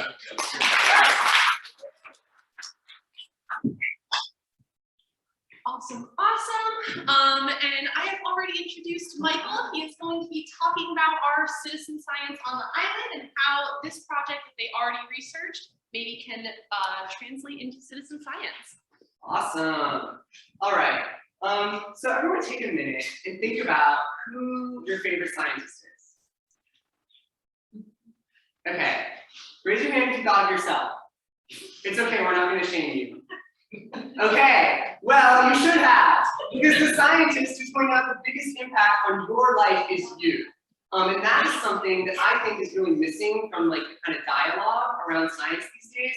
It's become sort of a thing where it feels very elitist. Like calling yourself a scientist feels like something that most people don't feel comfortable doing. They say, I'm not a scientist, I just go about my daily life. Part of that, I think, is the way that science is taught in high school and in college. It feels very much sit down, take a test, and if you don't do well, then you're not good at science. And that could not be more wrong. Quote from my favorite scientist here, not my second favorite, I'm my favorite. Science is part of everyone's everyday life. So when I came here, I had just been coming off of chemistry and biology at UNC Chapel Hill, and I did not feel like a scientist. I was like, I'm on the education team, I'm gonna do education, science, I'm not good at that. And I'm happy to say that this summer has completely changed my viewpoint around that. And I want to share that with everyone, and I want everyone to be able to kind of walk away from this thinking that you are a scientist. Citizen science is kind of a developing field. And the big takeaway is the more scientists we have, the more data we have, which means we can have more discoveries. One of the big ask anyone who's doing research, and the number one thing they'll say to you is, gosh darn, I wish I had just a little bit more data. Because the more data you have, the better you can kind of develop trends and things like that. So Ben and I were talking about how, oh, it's gonna be such a bummer that we're leaving and this roadkill project will no longer be gathering data. So what we decided to do was hopefully harness the power of citizen scientists here on Baldwin Island. So I created a roadkill reporting form where people can upload an image of their roadkill observation, some theories on what it is, and the GPS coordinates. I have step-by-step instructions on how to make the GPS coordinates there as well. And then what we would do is any observations that were submitted, we would upload to an iNaturalist project. iNaturalist is a citizen science database that gathers observations of animals and then allows people to identify what they are. And it's just kind of a great knowledge sharing forum. So what we did was we created a roadkill project. And that curated all the images of roadkill that I took this summer, that Ben took this summer, that anyone else participating in the project took. We've gotten a total of 14 species, like I mentioned, 66 observations because we didn't upload all the frogs and toads. That would have been a lot. And then iNaturalist automatically kind of maps it out for us. So we can see kind of a rough image of those same trends we saw in the heat map. And the really cool thing about this is that it allows scientists from all over the world to get on and identify what they think the creatures are that you've uploaded. Did get into a snake war with someone, but it's fine. We don't need to get into it. I still think he's wrong, but it's okay. So I've definitely gotten a lot better at my creature identification, and then these observations are not only being used in my project, but they're being used in projects for other scientists studying roadkill all around the world.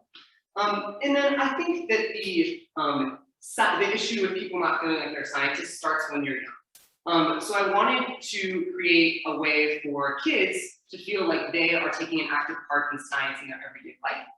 So what I did was I certified the Conservancy's campus as a wildlife habitat through the National Wildlife Federation. So essentially, all you have to do is take a picture of a food source for animals, a water source for animals, place to raise young, and shelter. Those are the 4 things. You upload it, and then they will send you a lovely little plaque that says you are a certified wildlife habitat. So I was like, oh, cool. This is something the Conservancy should have, so we got to put up. And then I was like, think about all the people who come onto this island and go home to their backyards every day. Think about how many wildlife habitats that could generate all around the country. We have people from every state in the US coming here. So what I did was, it's a little blurry, but I created a QR code here. It says certify your backyard as a wildlife habitat. That's another one that I hung up over on the wall here next to the native gardening sign.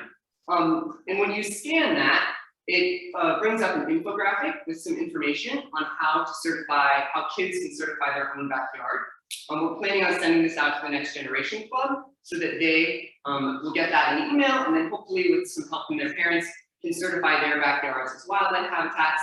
And that will just increase that backyard habitat, which is another edge zone that we talked about in the roadkill presentation, which is important habitat for a lot of different creatures. So this is just a short little add-on, but thank you to everyone who helped out with this as well.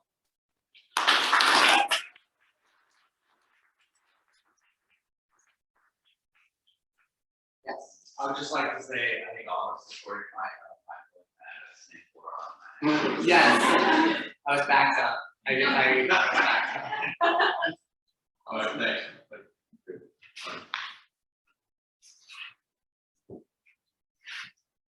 Thank you, education team.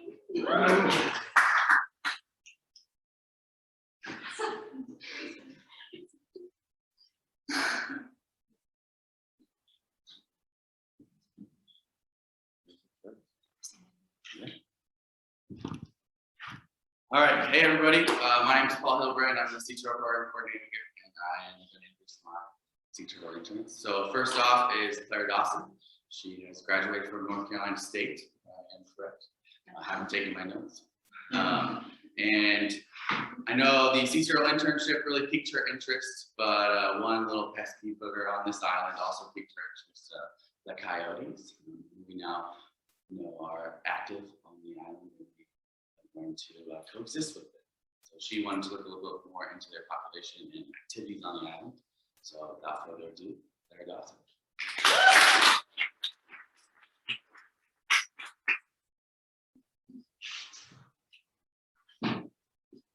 As Paul said, I'm Claire, for those who haven't met me, and I want to look at coyote observations and prediction assessment on that.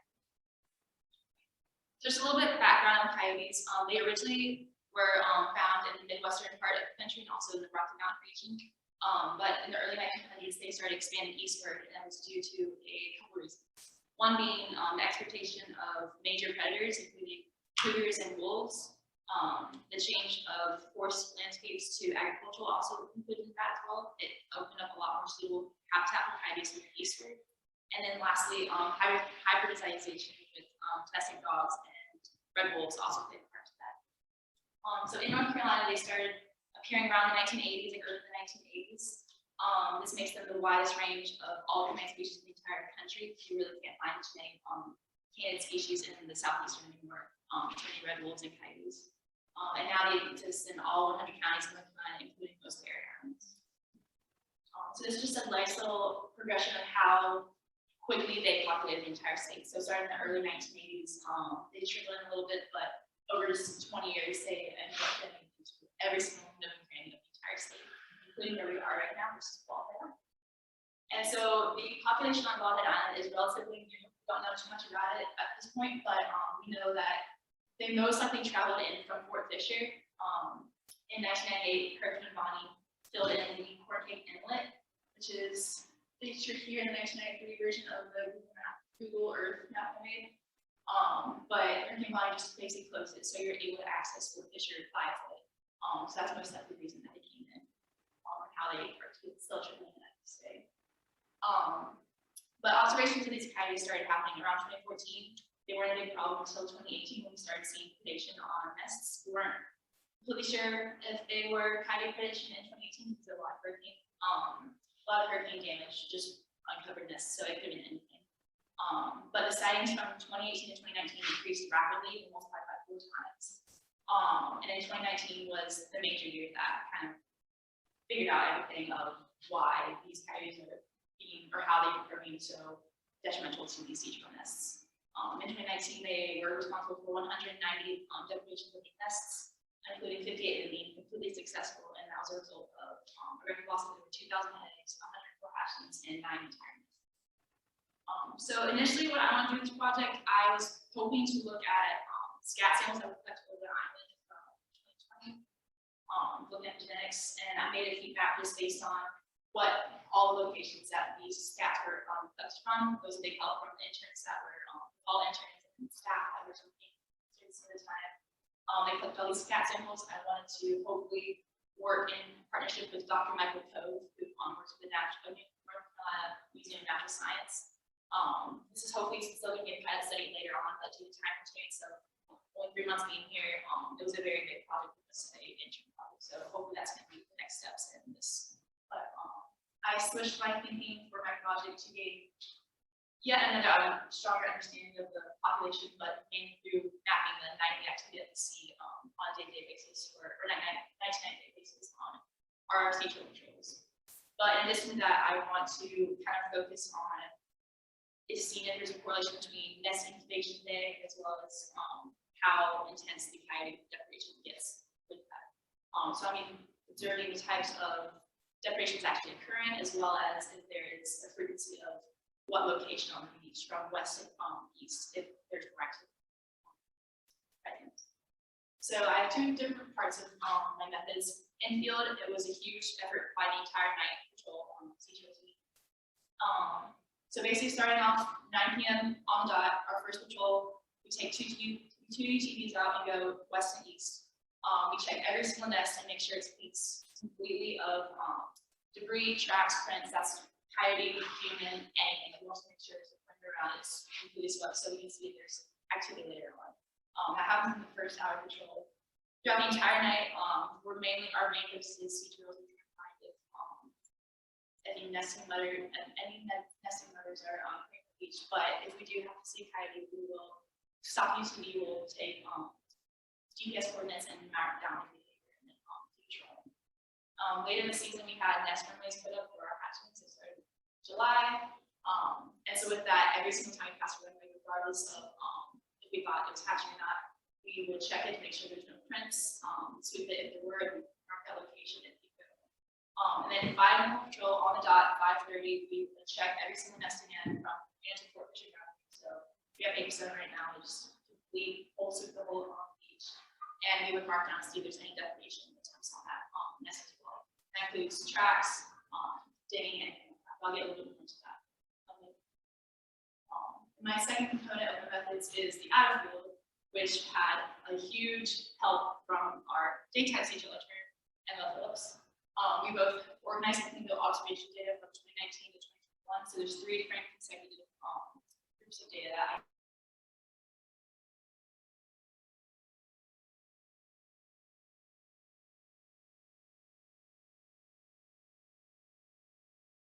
that the days of incubation based on if a nest had any deprivation assessment for any day the entire summer. I emphasize as well. And then I want to see if there's a relationship between the activity and what incubation day that nest was on. So these are the levels of kite behavior that I kind of specified to see if there's a major difference between them. Level 1 is more passive. So you see on the left, it's just a bunch of tracks around it. That's mainly investigated or traveling behavior. Traveling is just really just a couple of tracks walking right by. Maybe they didn't know the nest was there. It's just obviously coyotes in the area. Investigation towards circling it, maybe knows the presence, but isn't really here. Also urination is very self-explanatory. It's a little gross, but it's really just passive is you don't have any potential to get into the nest. It's really just a coyotes there. Level 2 was moderate aggression, and this was an action type called swiping, which if you just think about it, if you guys have cats at home, they do bad things, it's really just like a fan. So you can see in the left picture, there's a really clear mark of claws that they have. It's not hard to see in this picture, but it's really more of a aggressive behavior. It looks like they're trying to get into it, but it was nowhere near anything that could them down. So that was level 2. Severe aggression was level 3, and this was presented a lot throughout 2019 as well as into this year and 2020 as well. But it's really just any side of the cage, a lot of activity of digging, trying to actually intrude the nest. For those of you who don't know about our cages, how deep they go, we have a skirt that goes very deep into the ground. So when they start digging, they would probably hit the skirt and they were unable to get underneath. So they're really good at keeping them out, but digging has been a very prominent display throughout the season as well. And then the 4th and final level is successful definition. And this is complete intrusion into the nest. Coyotes in the past have been able to chew through cages, dig underneath. It's really sad. That was a big problem in 2019. There was, like I said earlier, 58 successful depredations. 2020 there was 27, which was a lot better, a lot more success with us, not with coyotes. But luckily, so far we have no successful depredations. Lots of dots of digging. Our cages are doing a pretty good job, and we're doing a great job trying to make noise, scare them away. So okay, continues and stays 0 for the season. That's how but now I'm going to get into a little bit more of my main bulk of the data. These are occupation maps, and just for the next 3 maps, they're all going to be fairly similar in terms of how they're coordinated and how they're structured. So on the left is strictly just observational sightings. It's wherever we see coyote, whether it's whatever behavior it is, that's just how the density works. And then on the right is going to be a more weighted depredation map. So for 2019, there was a lot less specific data collected. It was mainly just, was there depredation and was it successful or failed? There was no travel, there was no investigative at all. So the maps are very similar in terms of how behavior is displayed, but it's basically showing that there's a lot more success for nest depredation around axis 34 to 36, which is really interesting, and it correlates pretty well with heat map in general of where they were traveling most. So that was mainly 2019. 2020 is a little bit different. You can see there's still fairly strong correlations. But with this, actually, I want to go back to this. For GIS, if you can put different behaviors in the map, you can weight them. So for the 2019 nest depredation, the weight of successful depredation was a 10 and fail was 5. So the much more strong colors, the white and yellow, were more successful. That's the same with all of those. But in 2020, we had 3 different types of data recorded, which was successful and failed as well, but also more investigative behavior, which you can see there's a little bit more color lining the 2020 observational map, but those same colors aren't really appearing much in this map. So that's more of investigative behavior. It makes sense that a lot of that happened in West Beach. There's more investigative because it's going to show us nest depredation, just because West Beach is a much smaller and much much less active territorial testing. And so for this year's data, I thought this was pretty cool just because we're actually out there taking this data, so this is what we've seen this whole summer. There is a lot of correlation with what I've seen coyotes on the shoals and by axis 39, as well as by the rock growing and towards axis 5. There's a lot. The data is still fairly correlated to each other. The majority of the coyote activity happening on South Beach and throughout the beach correlates for the most part with how much depredation, how much digging is involved. So like I said, for this map earlier, we had several different behaviors that again were different from the last year. So for this year, instead of successful and failed depredations, I decided to just choose ways based on digging, swiping, and passive behaviors. So for the next incubation data, I have a little chart to show you guys before I get into it. So there's different stages for nest incubation. Stages 6 through 11 typically take about 3 to 4 days. It's very small, fairly undeveloped, but that's typically 3 to 4 days. Stage 23, there's more of a presence of a shell forming, so that takes about 20 days to develop, and you're able to measure surface length. And then stages 30 and 31 is when you hit for the cooking shows, and that's when the hatchlings will be able to break out the shell, and that takes about 50 days. So that's about when we start putting our runways up and we start to potentially emerge.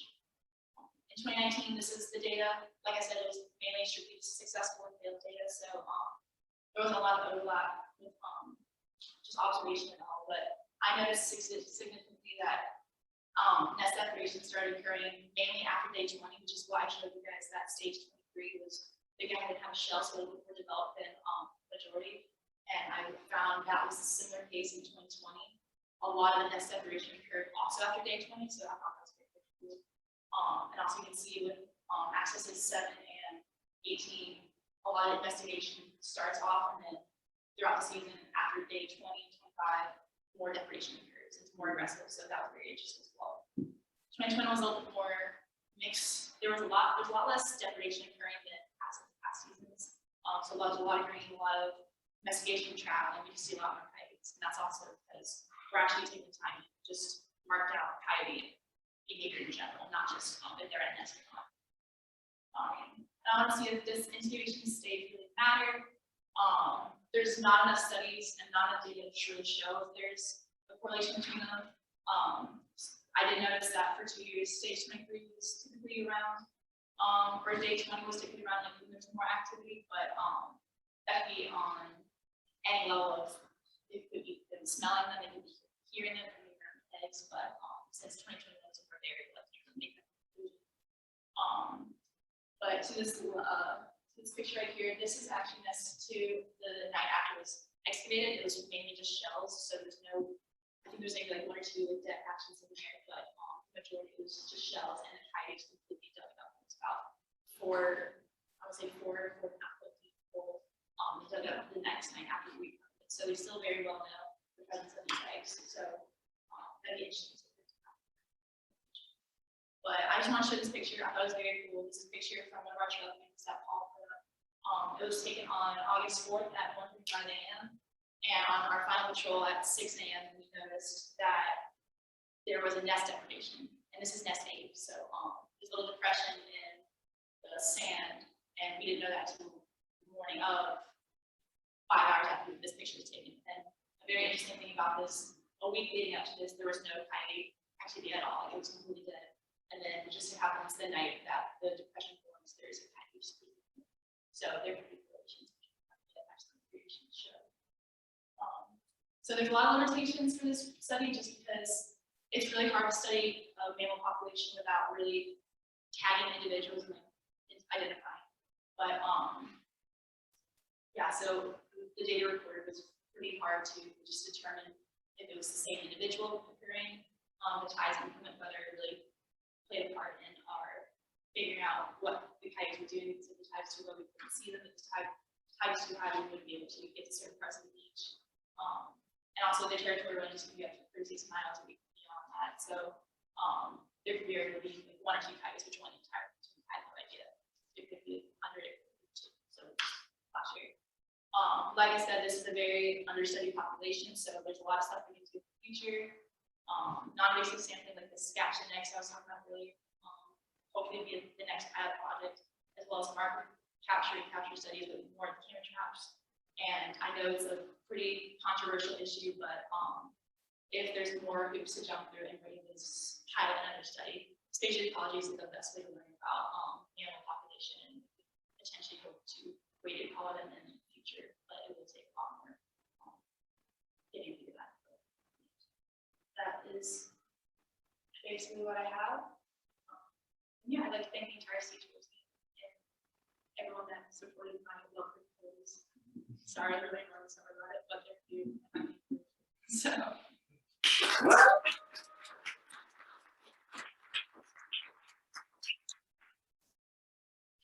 One quick question.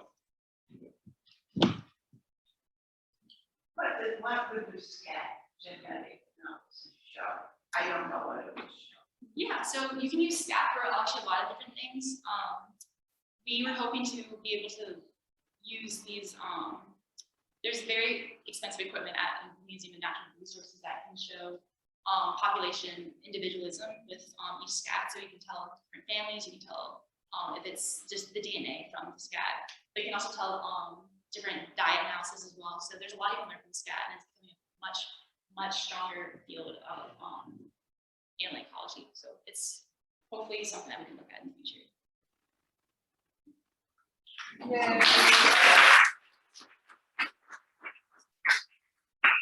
All right, next I have Abigail Steele. She graduated from the University of Alabama, and when I threw out a potential continuation study of one of our interns from last year on a water quality project, Abigail really jumped up and wanted to continue it. It's a lot of hard work, collecting buckets and buckets of water 3 times a night, and recording a bunch of data. So I'm really excited to see what she's about to show on this continuation study from last year. So, Abigail Steele.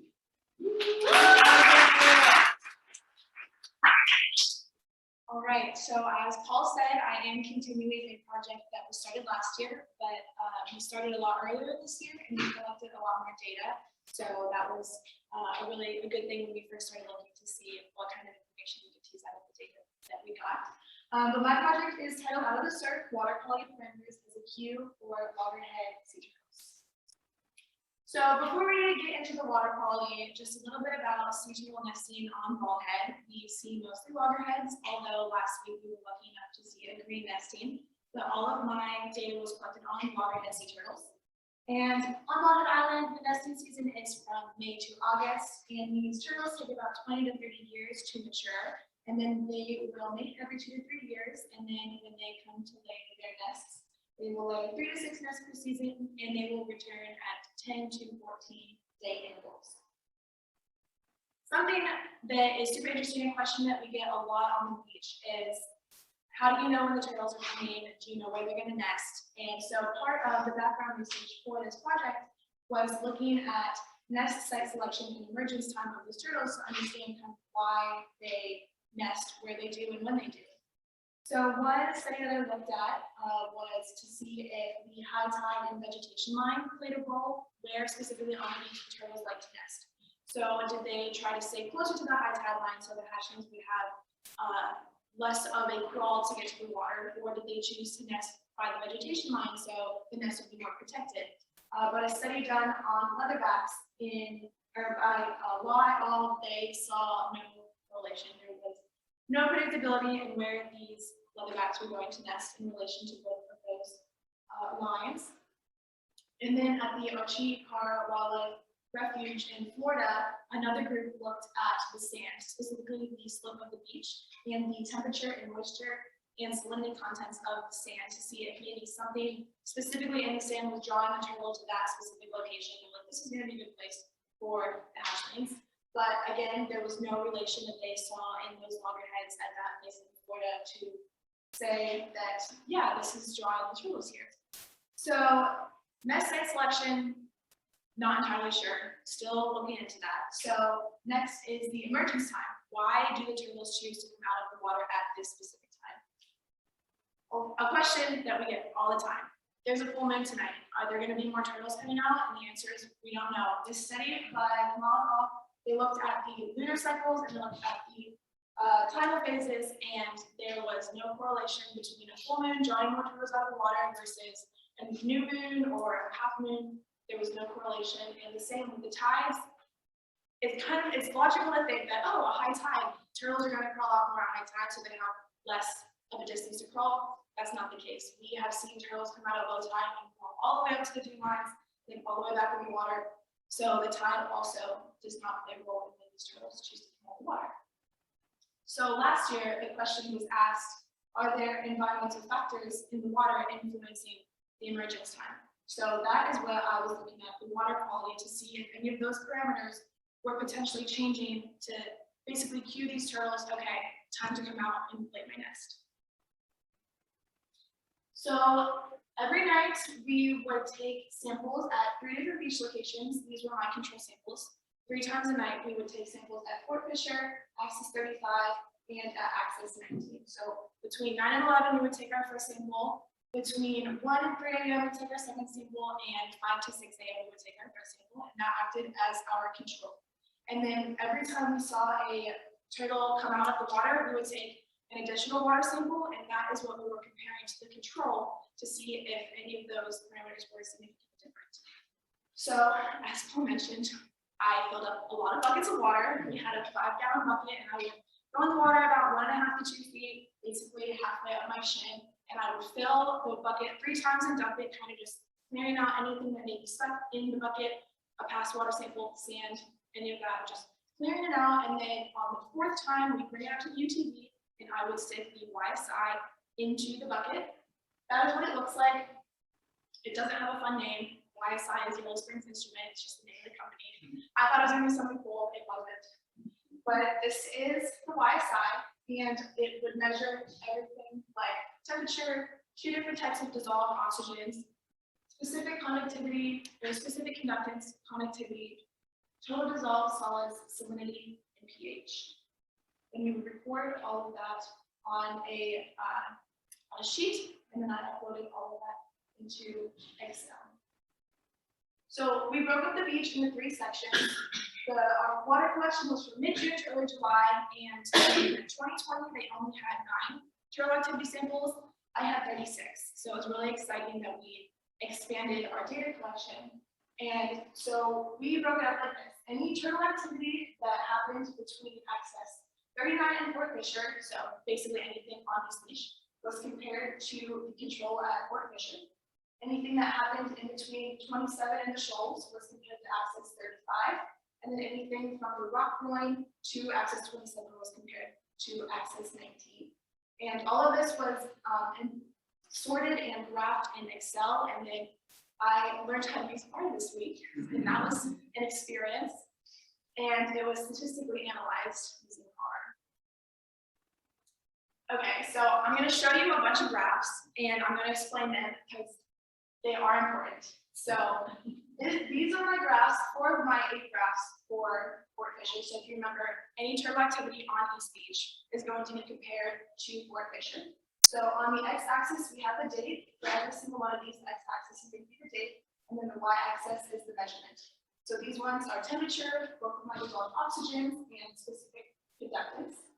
And the blue points are the control taken at Fort Fisher, and the red points are the turtle activity on East Beach.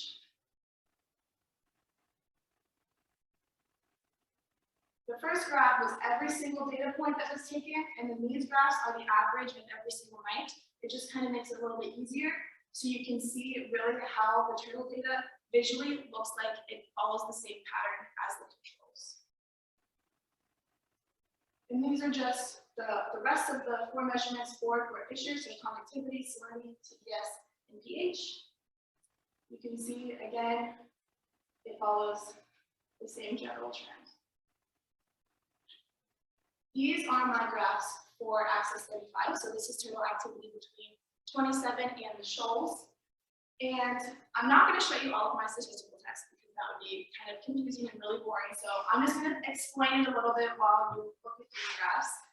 I plotted all of my points and I visually looked at the curve using like a density graph to look at the bell curve to see if it was normally distributed or not.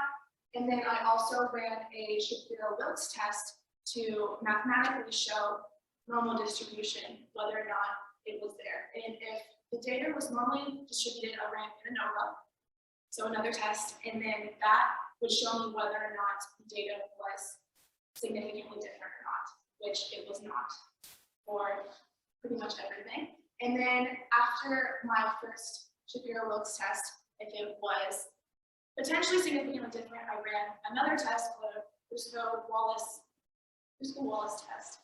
And that again would show if it was statistically different. So a lot of stats, a lot of working in R, but all of my tests showed that none of this data, this is just the average of these ones, none of my data except for one was significantly different. And these are just, this is more from Access 35. And this is my data from Access 19 again, from plot point to Access 27. And something to keep in mind while I was doing this, I was using two different YSIs, so there is a potential for error in that because they might not have been calibrated exactly the same way, so there could have been small differences in their readings. And we also had a couple nights where the YSIs were malfunctioning, so we didn't get every single data collection that we could have that night. We noticed, I noticed the data the numbers weren't settling right, so we just did not collect, for example, like the mid reading at Fort Fisher. So we only had 2 readings instead of 3. And then there were a couple of days where we didn't get any reads at all because we were too busy. Sometimes we were just too busy with turtles on the beach that we didn't have time to take all of the data. All are just the averages for these ones. It's interesting to look at. It's probably kind of hard to tell in a presentation like this, but they all follow the same general trend for each of the parameters, and it's just so interesting how the turtles follow. They follow the trend as well. Okay, so as I said, there was one parameter that showed significant difference, and that was connectivity at Access 19. Visually, it doesn't really look like it does, but according to the statistical test, the turtle activity was significantly different from the controls. But overall, this shows that at this basic level that we did, water quality is not a cue for sea turtle emergence time. So the question as to why do they come out when they come out is still up in the air. There will definitely have to be a lot more research into it. But it was really interesting because last year, with the smaller sample size, Taylor was able to see that there was significant difference in some of her parameters. But once we got a lot more data and expanded our sample size, we were able to kind of beat out that no, in fact, it was not. So smaller sample size definitely can skew your data. So it could potentially be helpful to continue a project like this and just continue to increase the sample size and use more sophisticated equipment that hopefully would get better and more accurate readings consistently. But yeah, we still don't really know why turtles come out when they do. But it's still important to know that that's not the case because then it just opens the door for even more questions. And then I'd like to say thank you to everyone at the Conservancy, specifically my team who helps me with my data collection, because it was not super fun getting wet every night. I know I got splashed by waves a couple times trying to get the water, but I really appreciate everyone helping me out.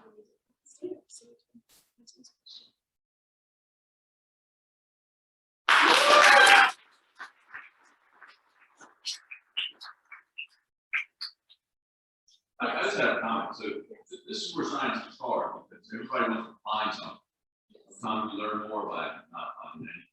I can't tell you how many times Paul and I had the conversation. No findings is still findings. It is. Absolutely. It's hard, right? Like, where's that smoking gun? It's like, Right. it doesn't work that way. Yeah. But I'm glad you have that in mind because it's all about. Sure, you go.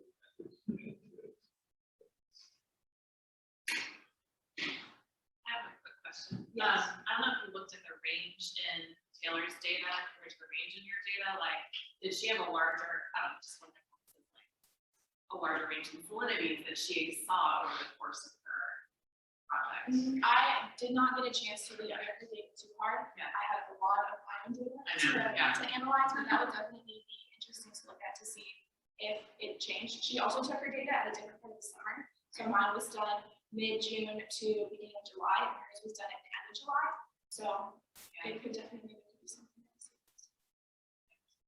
The salinity ranges in your graphs look very small, so I don't know if I would know. If it was 31 versus 32 or something. Yeah, yeah.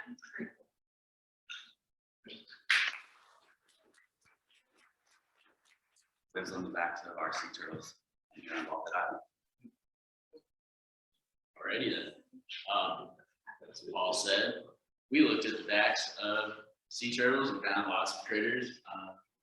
Some call it the living shell, diversity of the epibiotic ecosystem on loggerhead sea turtle parents.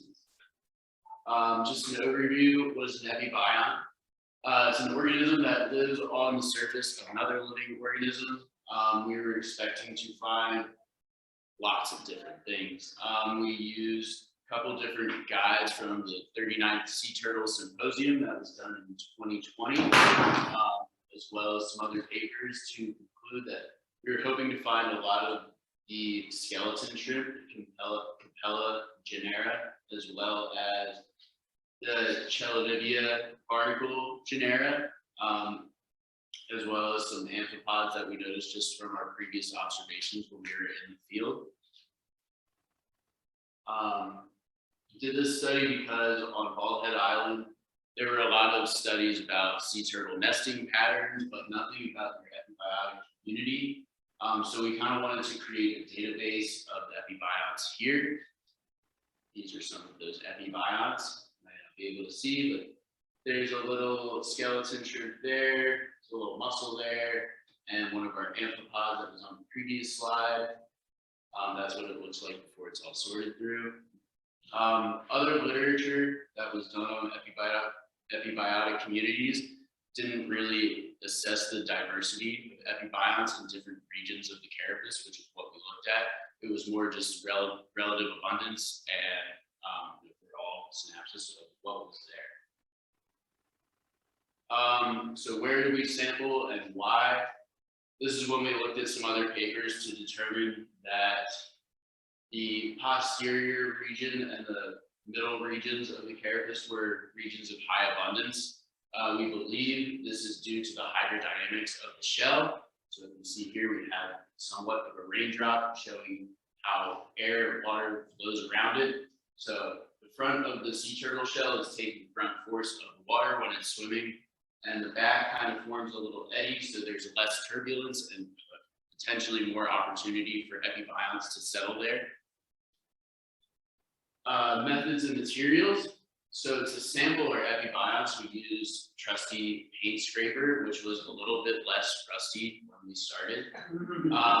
Some centrifuge tube, or as we like to call them, rocket vials filled with ethyl alcohol, as well as a 10 by 10 centimeter quadrat to determine our sampling region, and a dry bag with some silica beads for our larger epibionts and some forceps for our smaller ones.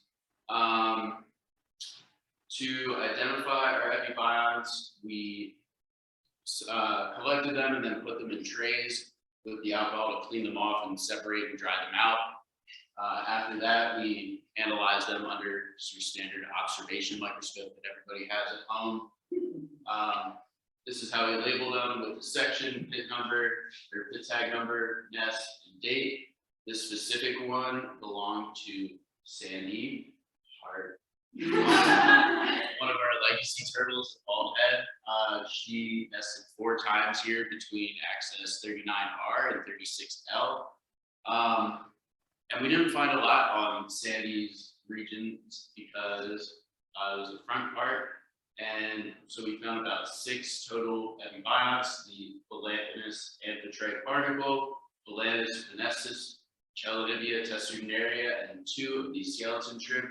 If you paid attention to Ben's star constellation book, you'll know that Volantis amphitrite was the wife of Poseidon, which I just learned. Super cool. I didn't know that's where that came from.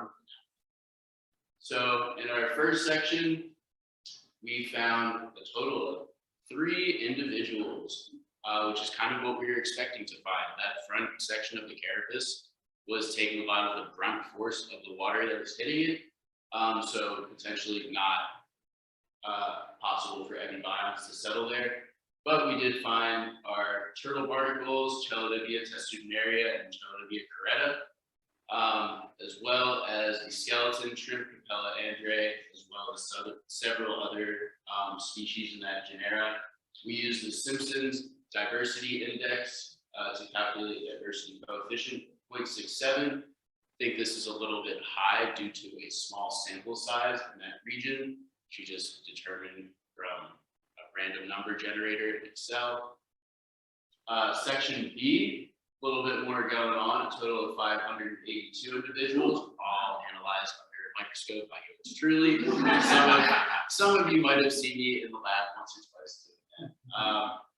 But our most common or most abundant epibion was the Capella genera, as well as Podocerus genera, equates to about 48% and 32% respectively, and just a handful of other epibions like our turtle barnacles, Balanus amphitrae, and some other small amphipods, and one singular Hyachellia genera, very small, very hard to see, so I think that's why we couldn't sample as many of those. In our third section, we denoted 698 individuals and a diversity coefficient of 0.56, so a little bit less diverse than the middle section, which is not what we were expecting to see. We were expecting the tail end, the posterior region, to have most epibions. But similar proportions, the most was the Capella genera, as well as the Podocerus genera coming in second, and third with our Chelidibia barnacles constituting most of that community. Also a couple of Anomia simplex, which was a bivalve that was also not expected in that region, but found it, and there were 3 of them, so pretty cool to see unexpected epibions all over the place. Not included in our analysis was Sabellaria floridensis, the sand builder worm, which you can see on this turtle's back here, creates tube-like structures with sand. That's what it looks like up close and personal. Not very pretty, still very cool. As well as algae and plants. This is a suspected hydrozoan of some sort. Anybody knows what that is, please tell me, because I spent hours trying to figure out. But these are colonial organisms, and they're hard to identify, and they're really challenging to quantify. So for future research efforts, we kind of want to be able to take pictures of these regions and do a percent coverage analysis. So they were not included in our analysis, but still there. And the regions that we did find these, we found a significantly lower abundance of our barnacles, our skeleton shrimp, and other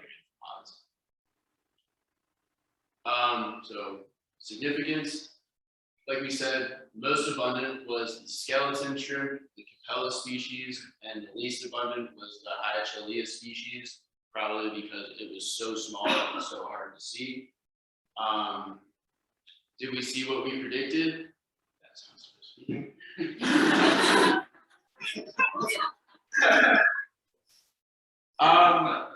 Kind of, yeah, we sort of did see what we predicted. We predicted that that was going to be the most abundant, as well as our turtle barnacles, which was third most, and the amphipods that were observed in our observations, but not in papers. They were all present, and the least abundant was kind of hard to determine beforehand because they were not listed on many papers, such as this guy. To improve this, we want to do a larger sample size for this study. We were obviously limited with time. We sampled 15 sea turtles. If this were carried out next year, it would be really cool to have somebody do the photographed sampled regions and do a percent cover analysis, as well as the genetic analysis for algae and other plant species. I caught wind of a professor at UNCW, Dr. Freshwater, who can help out with that. But like I said, within 3 months, it's kind of hard to do those things. Also, we could sort species by, or sort epibionts by species instead of taxa, and that could also give us a more accurate analysis. There are 4 different types of these guys, and they all look very similar. But perhaps somebody with a better eye or a stronger microscope could differentiate between all 4 of them. Acknowledgements. Special thanks to everybody at the Conservancy, especially this guy, especially those guys, and especially the sea turtle team for helping me collect my epibionts. It was learning on the fly because I don't think any of us have really done it before. But we did it, and I think we did it pretty well for the parameters we had. Special thanks to the Conservancy and everybody at it, people who fixed our washing machines and our air conditioning and all that. Literally would not be able to go on with this summer without everybody here. So, yeah. Who's got a question?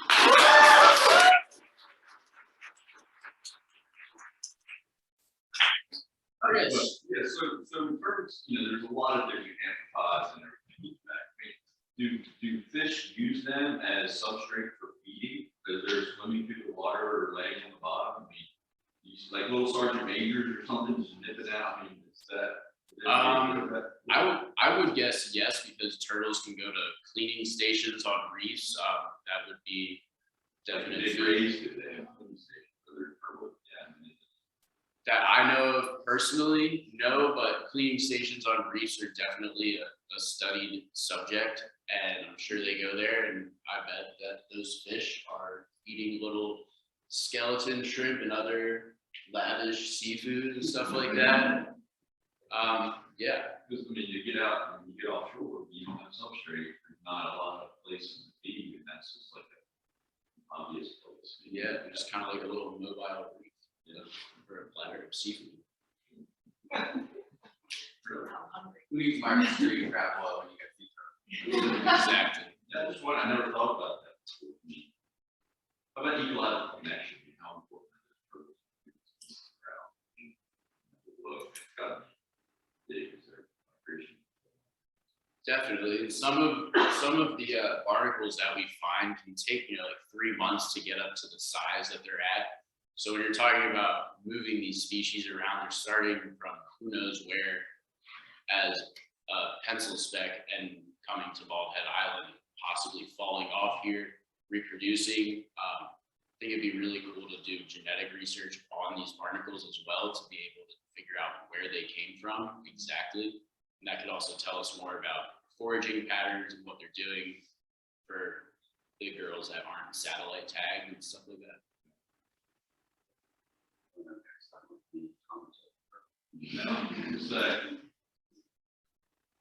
Been around you a little bit. Any other questions? So the food samples are coming out in a minute. Don't have as much caffeine as the yellow coffee, but still very good. The skeleton chip, I got honey. Good.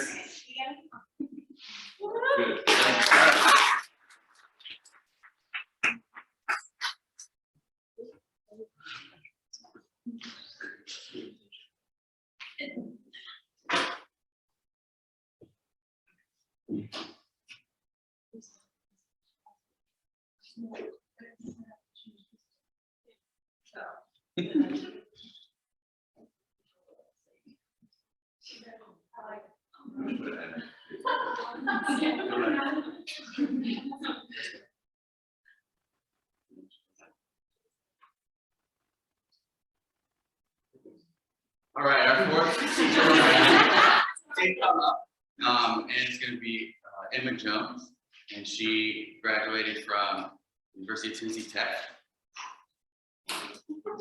And her project kind of stemmed from activity that happened this year with the renourishment and noticing that the turtles were not crawling as far onto the beach plain as they had in previous years. And her and I were every night out there together, like, man, we have to do another relocation.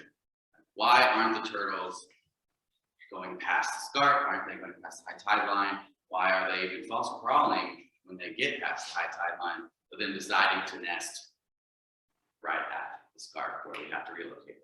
And so this is what the project came off of, those ideas, and I really look forward to this. It's really cool to work with her last night and like look at her data, and all of a sudden they can tell you this. The table's like, it makes so much sense now, and it's really cool. So I hope everybody enjoys this presentation.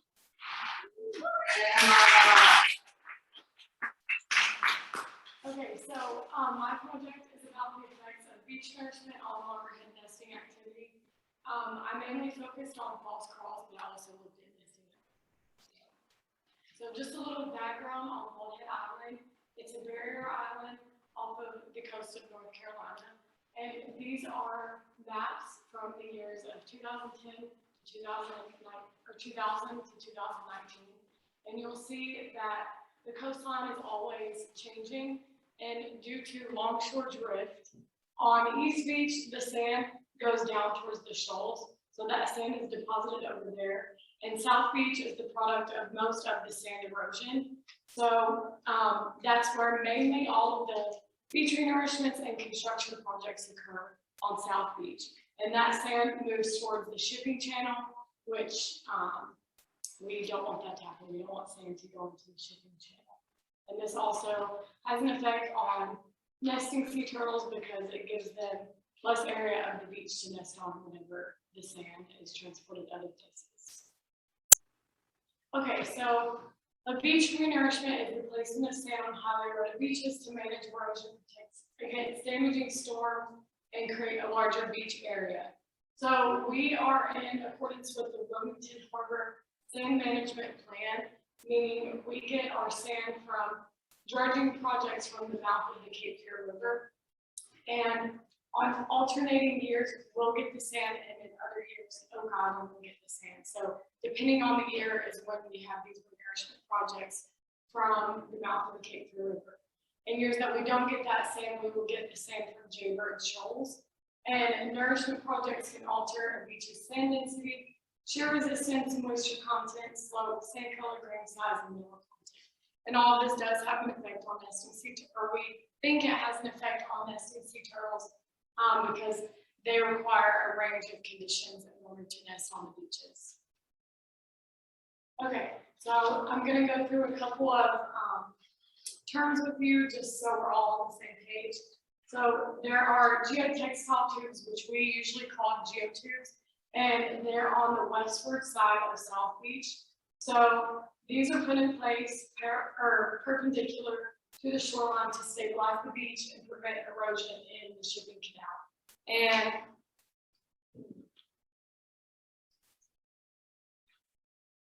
in 1995, 16 geotubes were put in place in this area, and they're replaced usually every 5 years. So in the data that I was looking at, I did look at the geotube replacement. And then the rock pooling was put in place to alleviate sand loss due to the curvature of the shore. And you'll see the rock pooling there. And this is on the westward side of South Beach. And it definitely looks a lot different from when it was first put in because the rocks, due to erosion and wave action, it's always being moved and taken out. So it does not look like this anymore. There's still rocks there, it's just not really the same look. And for the geotubes, you'll see in this picture that they are exposed. They should be deeper underground, but because of sand erosion, they're oftentimes exposed. So we do have a couple of exposed geotubes on the beach. And this is very dangerous for sea turtles because if they get on one side, it's not really safe for them to be over there. And also, it lessens their nesting habitat as well. Okay, so this is my timeline. I have been looking at false crawl and nesting data from 2010 to 2020. The main events that I've been looking at is 4 different beach nourishment projects and 2 different geotube replacements, and then the rock boring construction in 2015. So my objectives, I examined false crawl data and nesting data from 2010 to 2020. And for the false crawl data, I entered all of the information into Google Earth Pro, and I got the exact points where the false crawls occurred and could then figure out the beach accesses that they were at. And I did this as well with the nest. And I compared the density of false crawls and nests on natural versus renourished beaches. And I hypothesized that the rate of false crawls increased 2 years directly after renourishment and construction projects. Okay, so this was my study site. I decided to start at beach access 11 and not really focus on West Beach just because there is such a low rate of false crawls and nests on this beach. We just would not have enough data to look at that area. So I have 4 different portions of beach divided up. There are 2 renourished sections and then 2 natural sections. So the renourished section starts at 11, it goes all the way down to beach access 36, and it splits right here. So these are the 2 different renourished areas. And then I also have 2 different natural areas. So all of East Beach is considered a natural beach, and then the Shoals is also a natural beach. And you'll see why we split up the Shoals this way later on. But a natural beach basically means no nourishment projects have taken place here, and no beach construction projects has taken place here as well.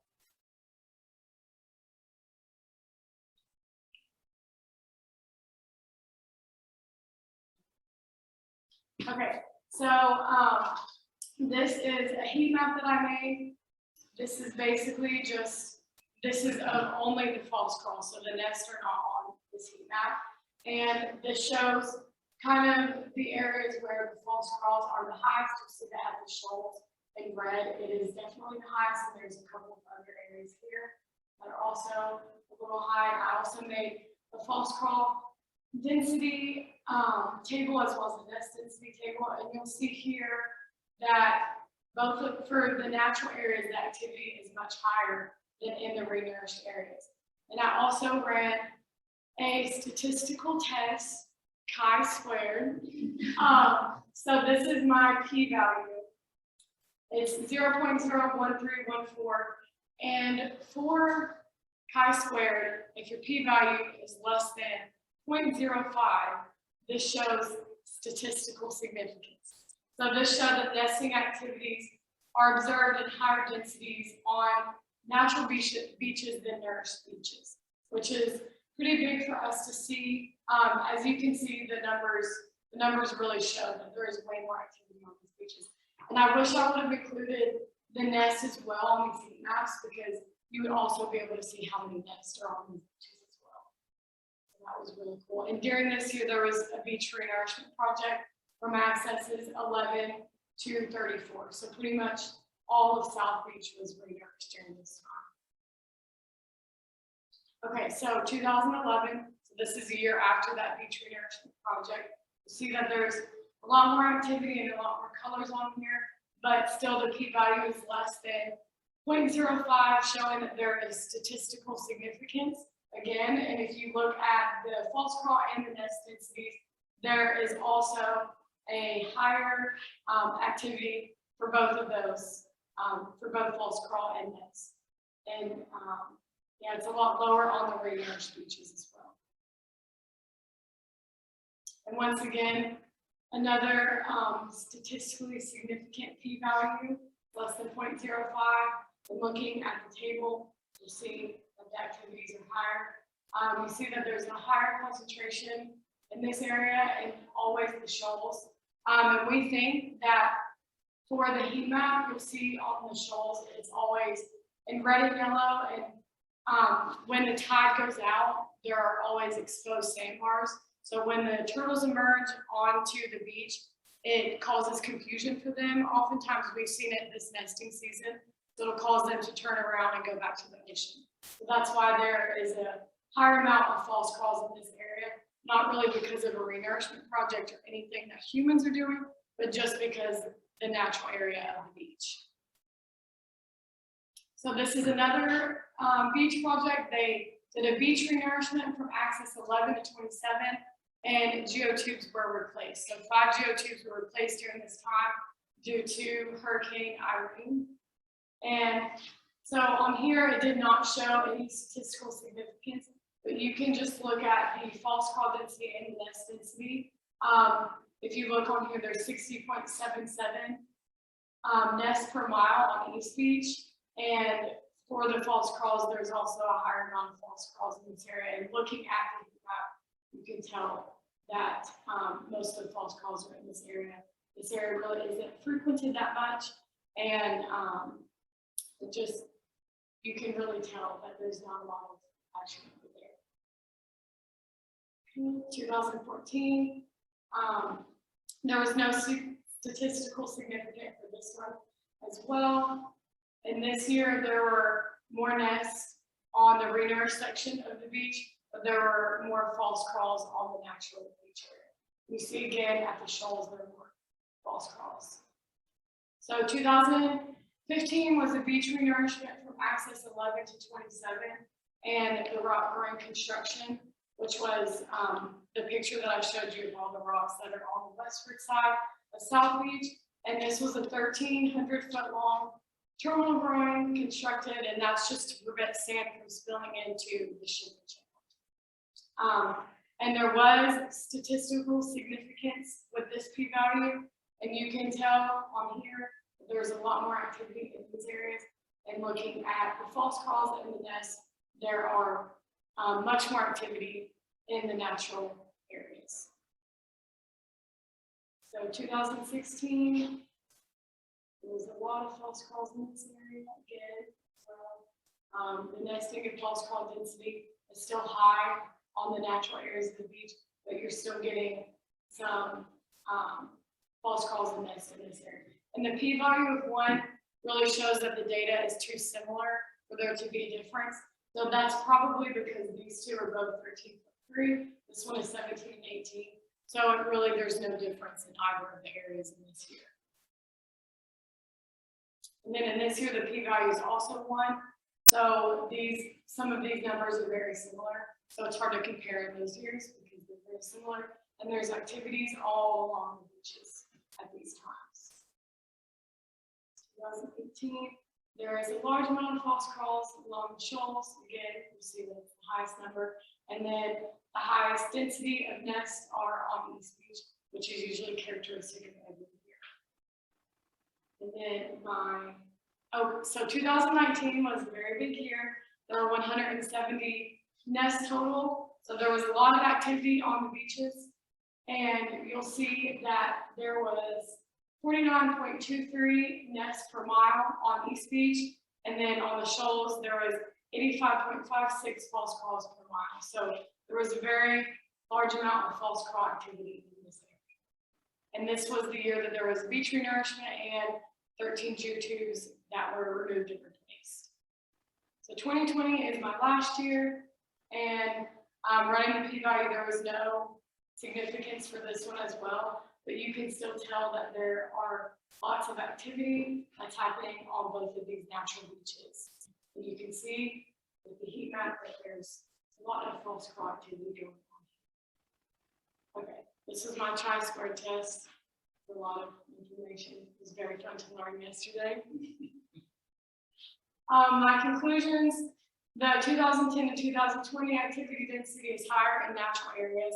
Just looking on the heat maps and looking at all the tables, you can tell the numbers are way more in favor to natural beaches. It almost looks like the turtles prefer those beaches as opposed to the nourished beaches, especially in years where construction projects occur. And that might just be because there's so much disturbance on the beach over there, they can't even access it. And there was a high false call density at the shoals annually. And like I said, it's most likely due to all the sandbars and the confusion that they experience when they're going onto the shoals. And there's a high nest density on the East Beach annually, and that's the natural beach. So that makes sense looking at all the data. And then the chi-square test shows that during 2010, 11, 12, and 15, the nesting activities are observed in higher densities on natural beaches than renourished beaches. Future recommendations, if someone wanted to continue this and try to add more to it, I think there's a lot more that you can add to it. It's just a lot of data to interpret over a short amount of time. I would recommend excluding shoals from the data set just because it kind of does skew the data. As you can see on all of the heat maps, there was such a large concentration of false crawls there, and that's not really anything that's as a result of humans. It's just a natural area that they crawl onto. And then test the sand samples taken from excavated nests to measure sand density, shear resistance, moisture content, grain size, and mineral content. So for each excavation that we do, we will get a rocket vial or a centrifuge vial and fill it with sand. And we store all of those sand samples. So it'd be very interesting to send those samples off and see kind of, what the content of that sand is, comparing the renourished versus natural beaches. And also, I would just like to thank everyone who has helped me with this project, especially the Sea Turtle team and Paul for helping with our studio, and Abigail for helping me with all of my Excel questions. It was a lot, but it was really fun learning this and gaining GIS and heat map skills. So it was great. Does anyone have any questions?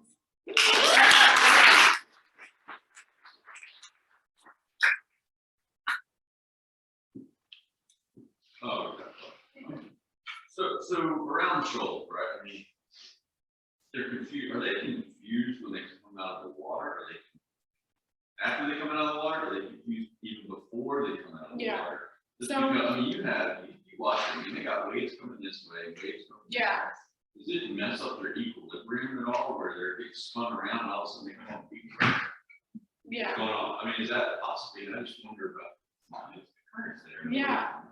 I think it really depends on the tides. Like during high tide, the shoals aren't really as exposed as during low tide where you can see all the sandbars, but that would definitely be something to look into. I'm not exactly sure. I know that we've seen during this season, confused turtles that come up and then like they'll lay a nest and then they'll go back and there will be a sandbar where they're trying to get past. And so then they just turn around and come back and then go back that way. And so it really just depends on the tides and what's exposed at the time, I guess. Unless you're Sandy knows what she's doing. Yeah, she knows exactly where she's going. Yes. This could be a really silly question, but could the increased nest density on East Beach just be due to the fact that East Beach is facing out to the ocean? Did that have something to do with it as well? That very well could have an effect. That's a good question. That'll be something to look into. But you would think if that was the case, then South Beach would be an area where there was a lot of activity as well, just because it's a longer beach. There's more area. Just looking at East Beach now, it's definitely not as wide as South Beach due to the renourishment projects as well. So that would be something to look into in the future.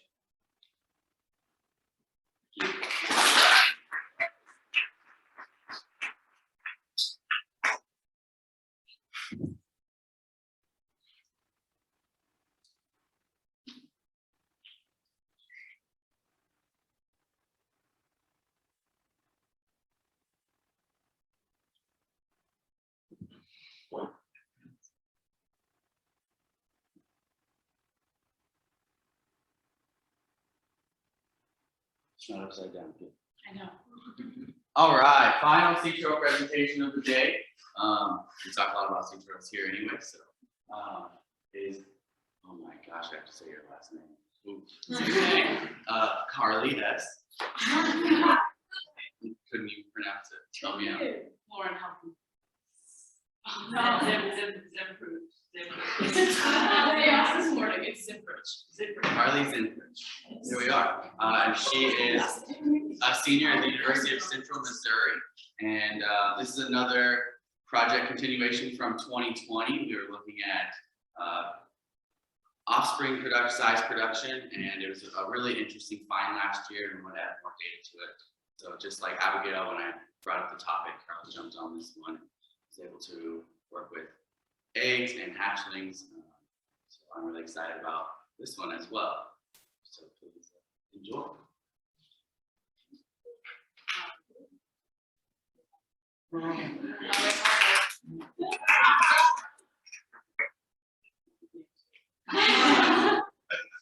So like you said, I'm probably the last teacher intern, and thank you all for introducing me, and then also coming up with this really cool little title here between the calibers. But yeah, my research project is just the assessment of neophyte and new migrant offspring. And this was one of the semesters we got earlier in the season. We're very lucky with this. So to start, I'm just going to walk some, or tell you guys some definitions, just in case people don't know. A neophyte is a female sea turtle that has been observed nesting before. It can be anywhere else. It can be island, or sorry, reversing that. That's a remigrant. It's something that has been a nest that's been observed, and she has been identified, whether it's like a pit tag or a flipper tag, or we have gotten her identifications through genetic testing. And then a neophyte is a female sea turtle that's not been observed and not been pit tag, no tag scars, no nothing. And it's her first nest that has ever been.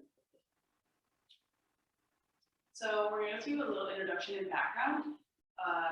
The main species that my project is about are water-neck sea turtles. They're currently listed on the IUCN Red List, which means their conservation is very important, and understanding their production, I think, will help in conservation in the future. And just a little bit of nesting patterns in reproductive biology, a lot of you might know this. But yeah, they reach sexual maturity around 20 to 30 years old, and they typically nest every 2 to 4 years, so we won't see the same turtle. And they'll lay 1 to 6 clutches a season, and on average, those clutches contain 100 eggs.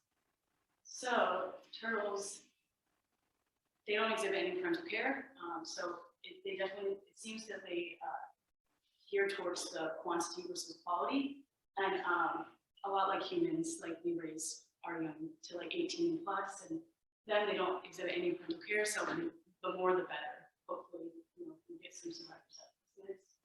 But I looked into the optimal egg size theory, and with increased energy expenditure per individual, hopefully with experience, we'll see results in larger offspring, and I'm hoping to see so large females equal large eggs, which is larger hatchlings, and then more experience in the and for larger females, it was observed that maybe that they could have more space inside for holding larger clutches, and they also dig deeper chambers.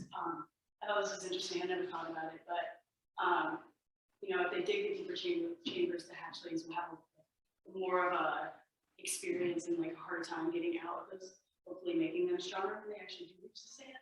And then in the annual report that Paul conducted, remigrants were larger than neophytes in their curved carapace length.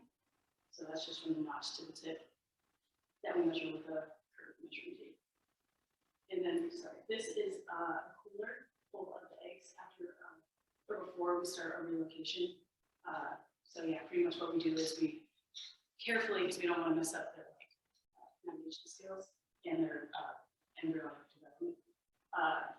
We have to carefully place them in the cooler, and then what we do is we'll measure the chamber and then go to a safe place that's not near the high tide line or not where there's a lot of traffic, and we'll mimic as best we can the chamber that was dug by the original mom, and then again place them in strategically. So yeah, that raises the question for me is, does relative age and experience of nesting females contribute to the reproductive success of the nest, and or does it vary by the individual, which is always a possibility. We have one turtle, her name's Big Mama, KKS 290. She's huge, but it could come down to that. And then my objective was to analyze past and present data that I collected this year and the Savannah's last year, and to see if there's a possible difference in the egg mass and width of remigrants and neophytes. And I hypothesized that remigrants will lay larger and fewer eggs. See if the data shows that. So for my materials and methods, first I took all the data from 2019 and that data from 2020, definitely from 2020.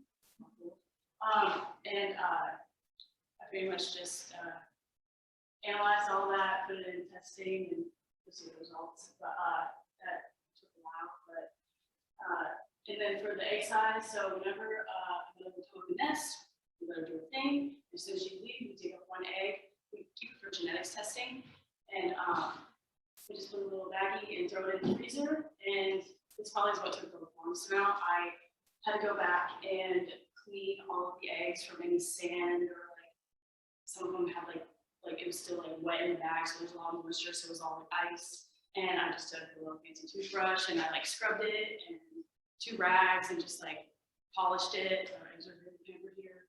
And so yeah, so after that, after they're all clean, I let them refreeze a little more because it did take a little bit of time. And I would just use these calipers, the digital, and yeah, I just measure the width. And it's interesting because if you just take the calipers like right out of the case and try to measure, it would melt the size of the egg. So what I would have to do is scrape a chunk of ice off the freezer and like clamp the ice in between the calipers. That way they got cold enough to me to for me to measure, so it wouldn't like change the width because it like thawed out. So that is also a long process. So yeah, and then for the weight, I just use this mini scale and just weigh the eggs. And then also continue, the way that we categorize SCC turtles is the neophytes, like I said, they have no pit tags and flipper tags or tag scars, and the remigrants would have all of that stuff, and we would have that data, or all that data, Paul has it all downloaded. Just pull that up. This is one of the pit tag applicators that we use. The pit tag goes in that little needle, and then we put the subcutaneously shove it in the shoulder. And just push on this little lever and it goes right in. And then this is what a flipper tag looks like. And then this is what a tag scar looks like. It's like a little chunk just ripped out. So I'm going to start off with Savannah's data, and I created this little bar plot, and it shows that the average size of the neophyte egg width in millimeters. The neophytes were smaller than the migrants shown on this graph, and then also I ran a 2-sample t-test and came up with a p-value of 0.0001, which means it's significantly different. So yeah, there is a difference between neophytes and remigrants in egg width from 2020.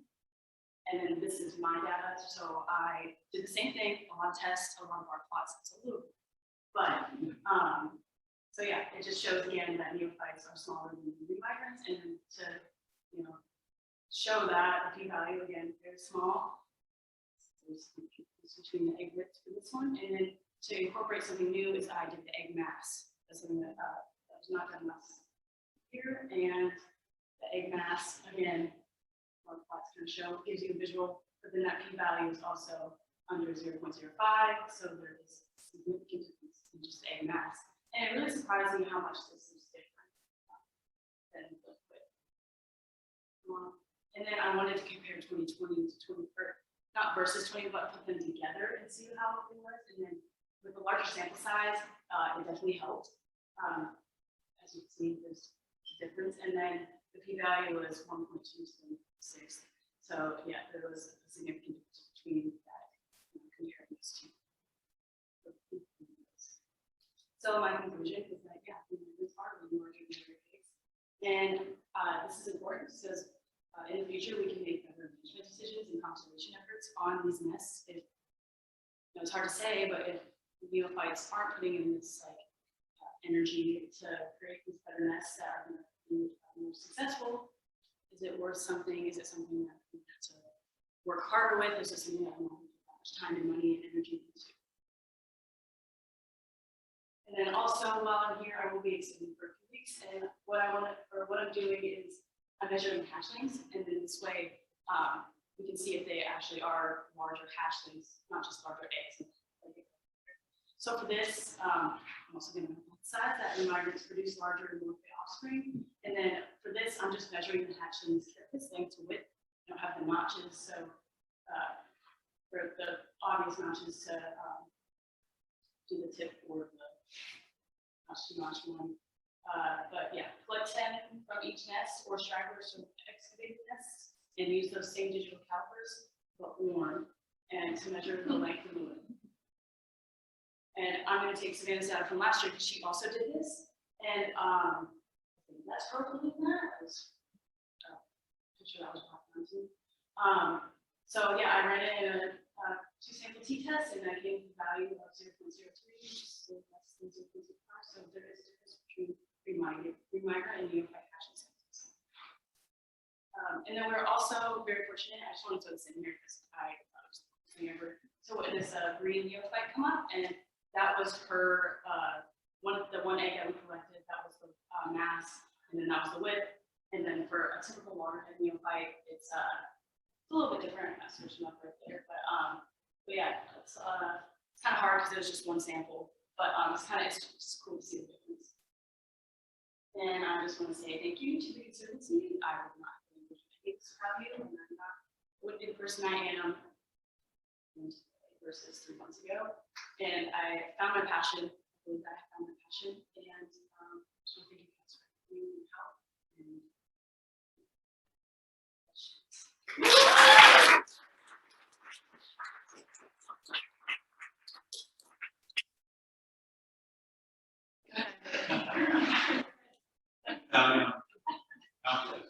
Yeah, so I mean, part of this is too, right? You're neophyte pools are neophytes to us. Yeah. Right, so that's even, right, I mean, because they may be a reminder, but that makes it even more interesting because true reminder know they're reminders. Your neophytes, right? I mean, that's so it's even probably bigger. Unless there have been beaches that aren't patrolled at all, like other beaches do when they do the morning patrols, they'll collect an egg and they'll send it off for genetics testing. I don't know how they categorize it, or how they'll put it in the data system, but so I mean, it is hard to say if it is truly or not, but I mean, we do have a lot of resources that we would be able to tell, or Paul has a whole database that he can just pull up instantly and say if it's nested the first year that's nested. But I mean, yeah, there's error. There's a lot of species that the quality of the oldest mom is. Right. We were able to Sure. tweak Savannah's data this year through Brian's genetic sampling. We were able to update it back to the egg that we thought were migrants, or thought were neophytes actually. So that helped out, beat out some. But still a problem for this year. Anything else?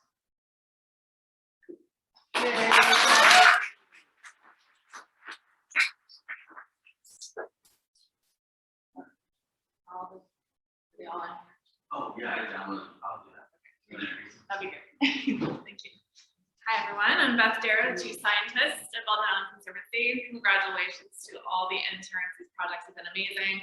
And I know they're just a really small part, a very minuscule part of what you've been doing this summer. So thank you all so much for all your hard work in your day-to-day, maybe less glamorous jobs that help this place keep going. So I'm going to introduce our 2 conservation interns, but first I also wanted to acknowledge the rest of our conservation teams. We have Lauren, our coastal scientist, and then we have Abby Hamilton here, who was our amazing instrumental technician who helped us with our deer surveys this summer and many other various projects. So thank you, Abby. It's been a great summer. My 2 Gemini twins who actually seem very different personality-wise and kind of looks-wise, but they were an awesome team. And I was really thrilled with how well they did just with their day-to-day work. And then they both chose very ambitious projects. That is always a little scary for me, but they did beautifully. So first I want to just introduce Faith Bradshaw. Come on up, Faith.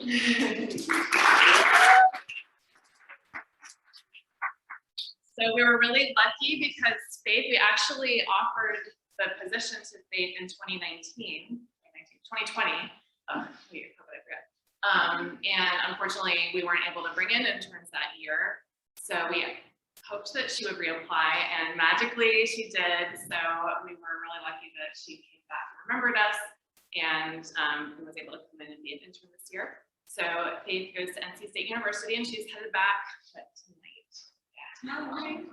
And she is majoring in conservation biology. Oh, sorry, no. Got you guys mixed up. Conservation and wildlife biology. And we hope that she has a wonderful year this year. And then Faith, for her project, chose to do a little bit of an extension on a project that Phoenix started last year, which she was one of our fall, spring interns, looking at carbon sequestration in the salt marsh. And this is really important. It's outside of what we normally do as part of our usual conservation fieldwork. So I think it's a cool maybe start to a new project that we can start continuing in the future. So she looked at how seasons affect primary production and species diversity. One more thing I wanted to say about both of our interns is that they both also helped with another kind of side project, which is working on website content. So they focused on our plant website content, which is almost done, but we'll be finishing it this fall. And then Allison is working on an insect page for our website. So with that, take it away, Faith. Because we've all had a big part in working with it. Sure.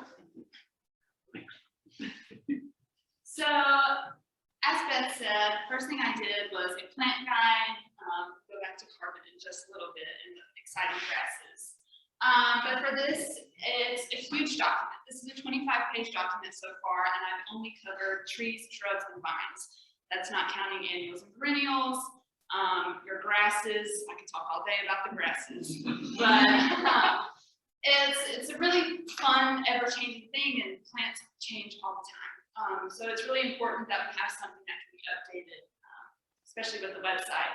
So I've updated 15 species that have already been on there, and then I added 5 of my own in collaboration with Susan Andrews, a resident on the island. She was telling me all these great plants that we haven't had featured on our website. One of those being the beach morning glory. This is just what is on that document. You can see why it takes up 20 pages for only that small amount of plants. And then for the new ones, I went around and took my pictures for the website as well for everybody to see and enjoy. So now back on to the fun stuff. Just so we're all on the same page, what is a salt marsh? A salt marsh is just a coastal wetland. Salt water floods from the tides being put in, and it constantly ebbs and flows in. So you don't want to get stuck out there in high tide, because this is just what we had to work with. This is Ben. Ben's a tall guy. This is how he looks in the marsh. His legs disappeared. So, you know, it's a very fun environment to work in. It can be a hostile environment as well. But one of the other big things we got is, why does it smell bad? And this is just the hydrogen sulfide. It's a result of the bacteria breaking down all that decomposing organic matter, which is all this mud that we have here in this picture. So, salt marshes and ecosystem services, and why they're so important. Salt marshes are amazing regulators. They have tons of mitigation techniques they go through. So if you don't know what an ecosystem service is, it's the direct and indirect causes that help us humans out. It's things we don't ask for, but we get. A lot of people are trying to put a monetary value on this, but it's so hard to do because they do so much.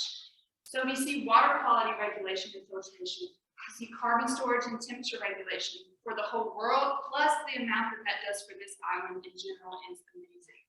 And then you have your nursery habitats for both vegetation and aquatic organisms. And here you see the stat of 75% of fishery species rely on these coastal marsh ecosystems. And then talking about that, you also have the seafood industry that makes a lot of revenue. You have recreation, boating, fishing. What we do, we use the marsh.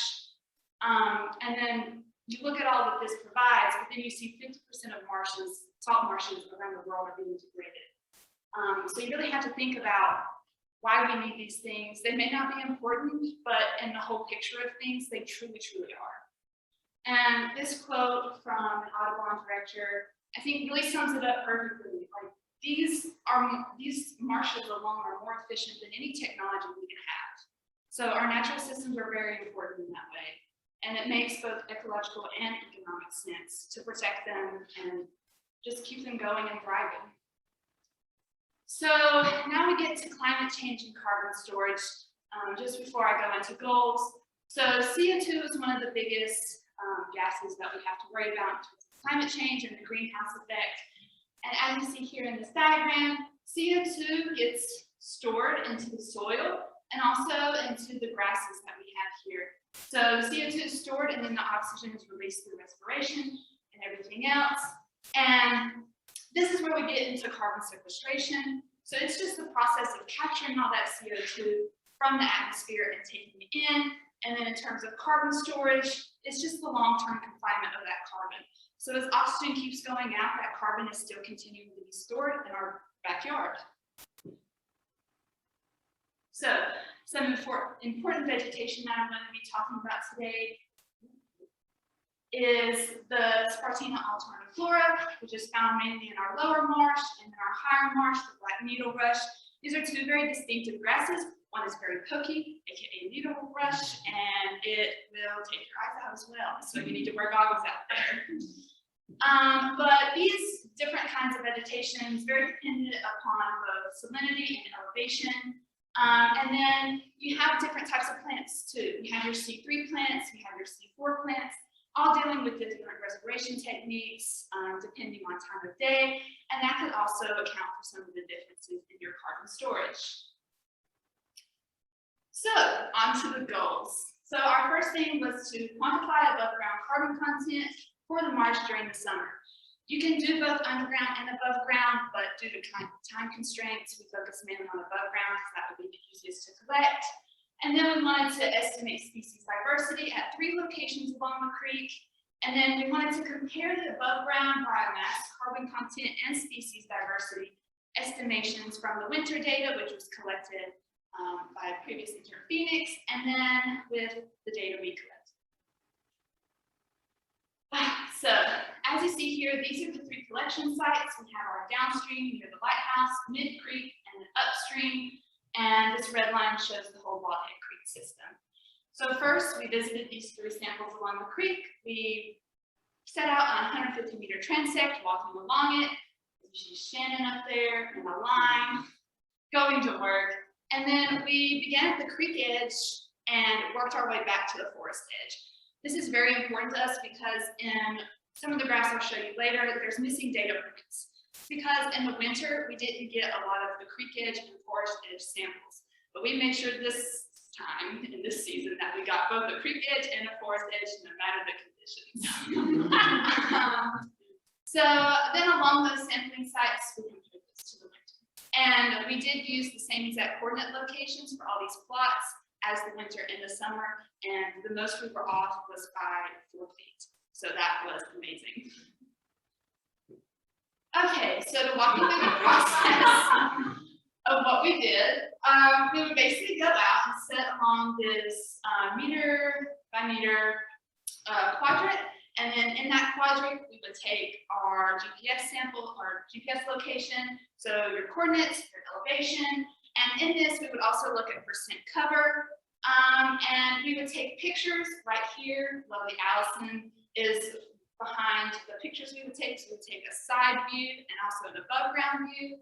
And then after that, we would place this 30 by 30 centimeter plot right in the middle of that larger quadrant. And this sample right here is what would be our above ground biomass sample that we would later take to the lab. So this is us just cutting the grass, we put it in a nice bag, make sure everything is labeled perfectly so we don't get anything mixed up. And another thing we also did is take the tallest vegetation height. This is a new thing that we added, but we'll talk about that more.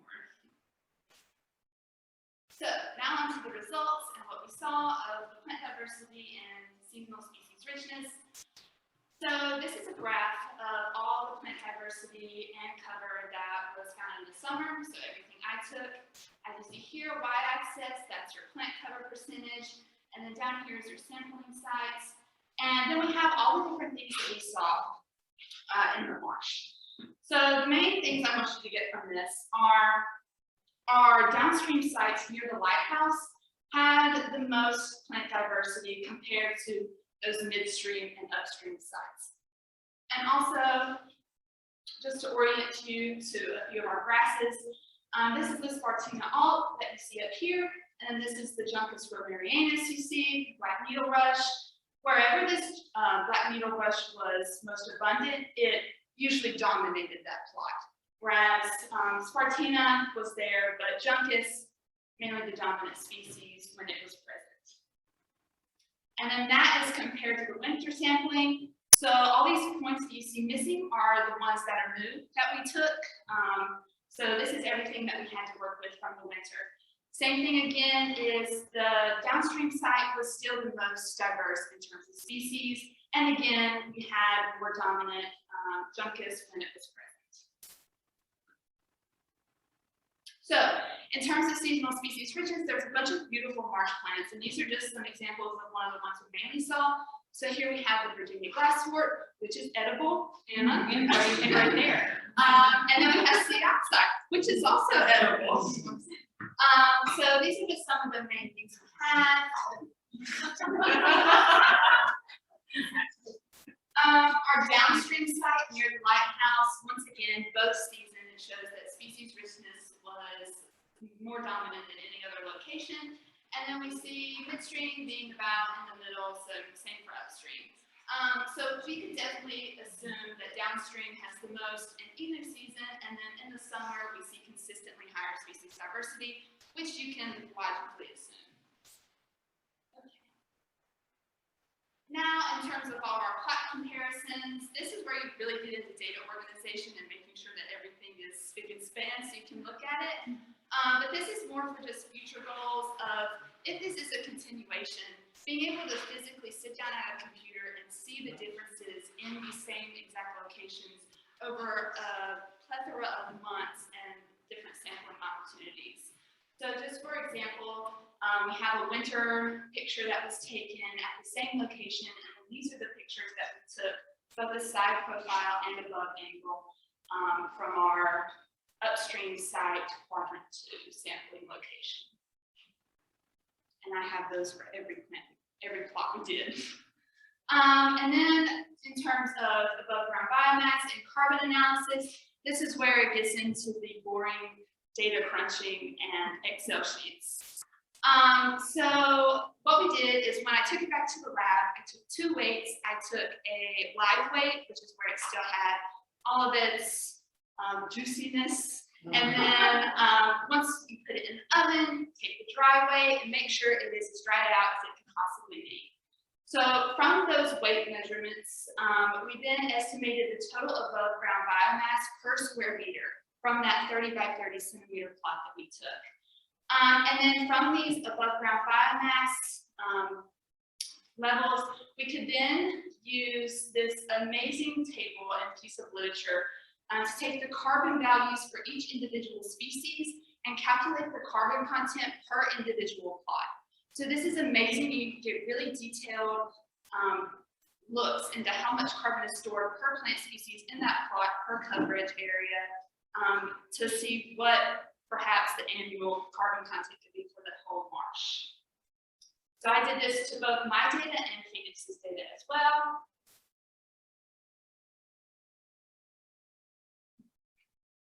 Yes. So this is just a graphical representation of all of the carbon content values that I got.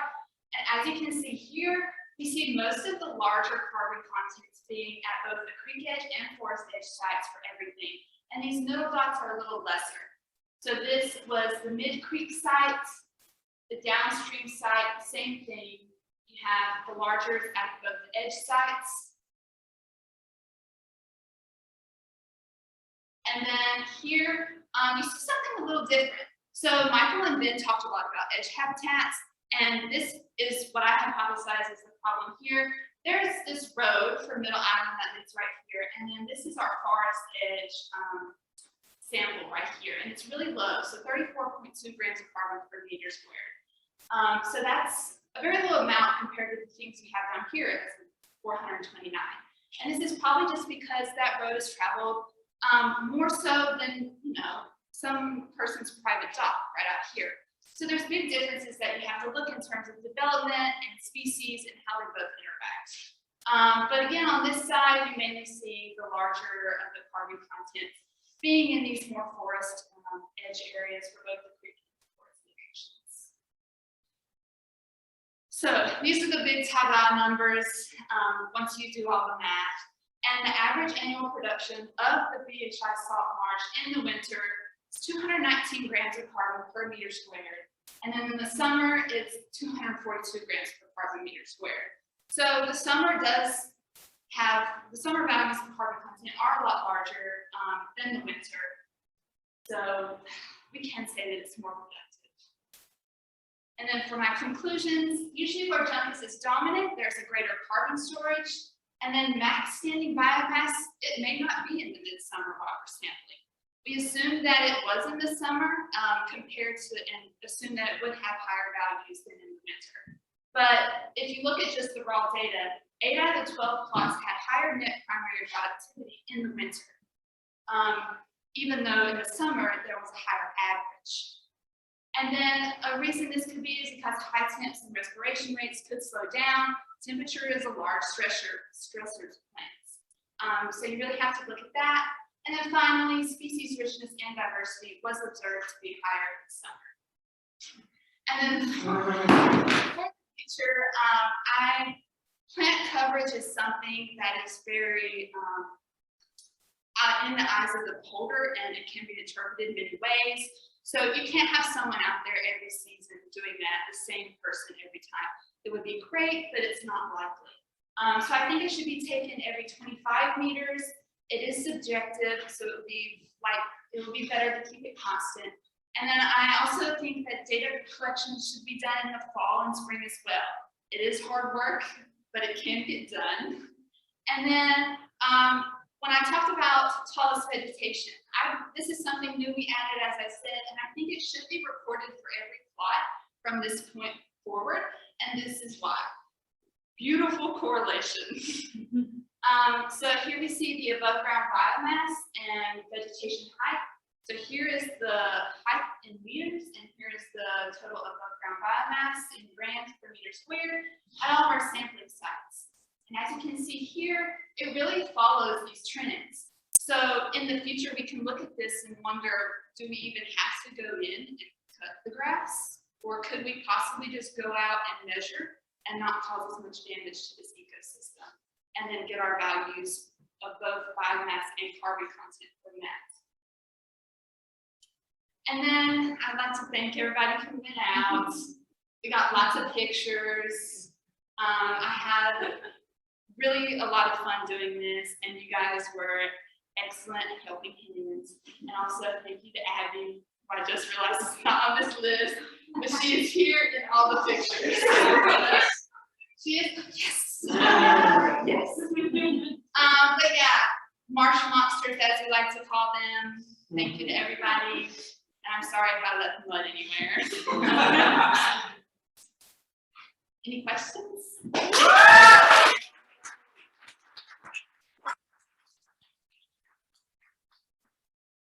Yes. I'm trying to give somebody else a chance. So I love this. It's really stuff that, with regards to the biomass, like the Spartina versus Juncus, a lot of Spartina biomass is actually very utilized. I don't know enough about Juncus. Same, do you have an idea of whether Juncus has more of its biomass in the plant, the above ground plant, than it's just going to be? I feel as if Juncus is usually taller, and I'm not sure about the below parts, but Yeah, you may be able to know. both of them, most of the biomass is In the same below ground. ratio? Yeah, it's just really, really difficult to sample because you have to go all the way down to the bottom of It's the really root, which would be like 2 meters down. And something new that I learned is I was just considering, Spartina all. It's all the same species, the same plant. I was considering like the values that you would use to be the same.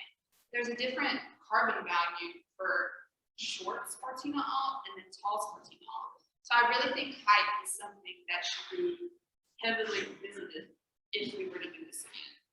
I'm surprised in your summer. Yeah, me too. Because when you plot the percent cover and then your biomass, the relationships just aren't that strong. So it was cool to see because my hypothesis was kind of like, oh, the average matters, but so does, if you look at individual plot ratios, it's a lot different. Why do you think there's so much more species diversity near Ovaldi than close to each side? Yeah, so I could just think of, things being carried downstream. But that surprised me too, because I feel like we have more development on the downstream portion of the island. And then you do like in these private docks that we went to, and even boathouse. Like, it was just interesting to see. I didn't think the middle island sites would be just dominated by the two. But when we went out there, percent coverage wise, it was 100% Spartina most of the time.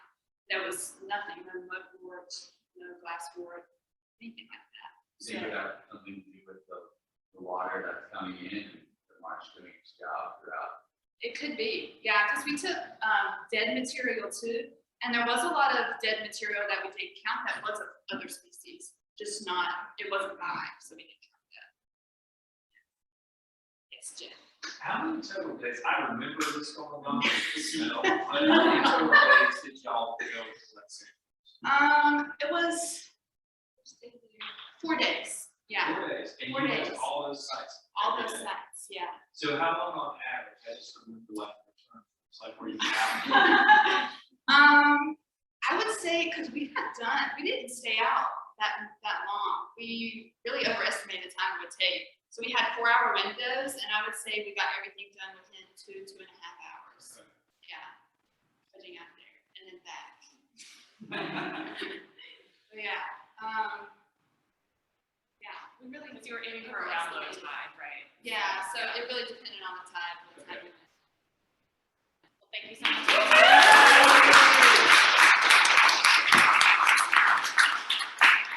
So our second conservation intern, she has a prompt too. Is Allison Polinsky, who was a conservation biology major at the University of Alabama, and roll tide, guys. But I was excited when she got here. We started talking about E.O. Wilson, who is Alabama's preeminent ecologist. If you haven't read his books, I highly recommend them. And he specialized in ants. And I don't know if she had a dream or something that night, and she decided to do her project on insects, which we, as far as I know, we've never studied here. So it was pretty exciting. Preliminary look into the insects diversity on Bald Head Island, and it was a really great project. And thank you to everybody who helped work for the project as well. Okay, so my project is insect identification, mapping biodiversity and species richness. So first, what is an insect? Because people confuse insects with a lot of different creatures. So there are arthropods, which are broken into a few groups. Arachnids, such as spiders and scorpions. Myriapods, which are centipedes and millipedes, and crustaceans. And the fourth group is insects. So all of these are invertebrates. They have exoskeleton, but insects are different because they have a segmented body into 3 parts: their head, thorax, and abdomen. They have 6 legs, and most adult insects have 2 antennae and wings. So here are 6 very common orders of insects that I'm just going to go through. So we have Coleoptera, which is beetles.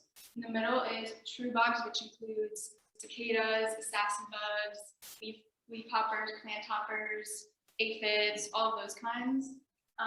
We have flies. We have Hymenoptera, which includes bees, wasps, and ants. Lepidoptera, butterflies and moths, and Orthoptera, grasshoppers, crickets, and katydids. So these ones are all very common. You see them all the time.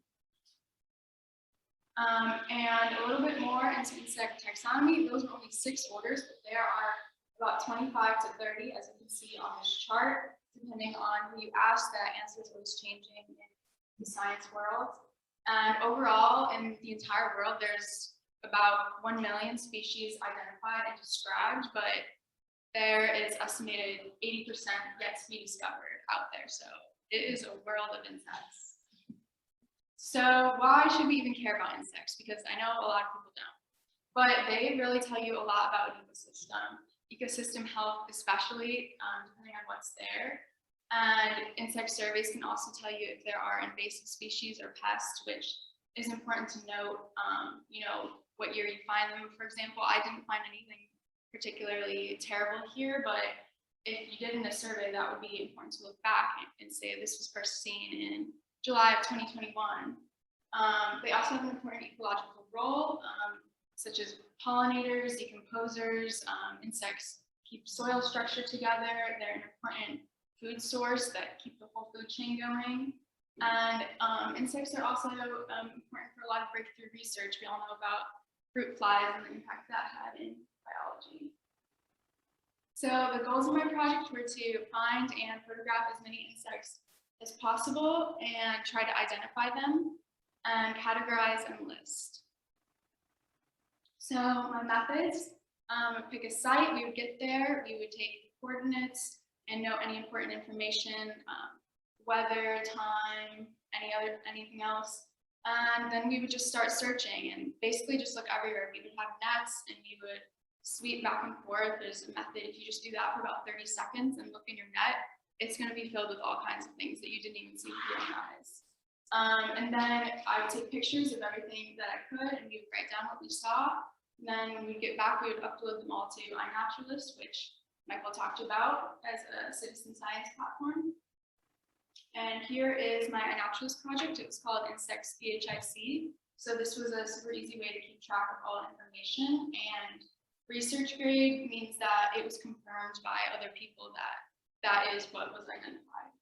And iNaturalist is also really easy to use on your phone too. So everybody was involved in this.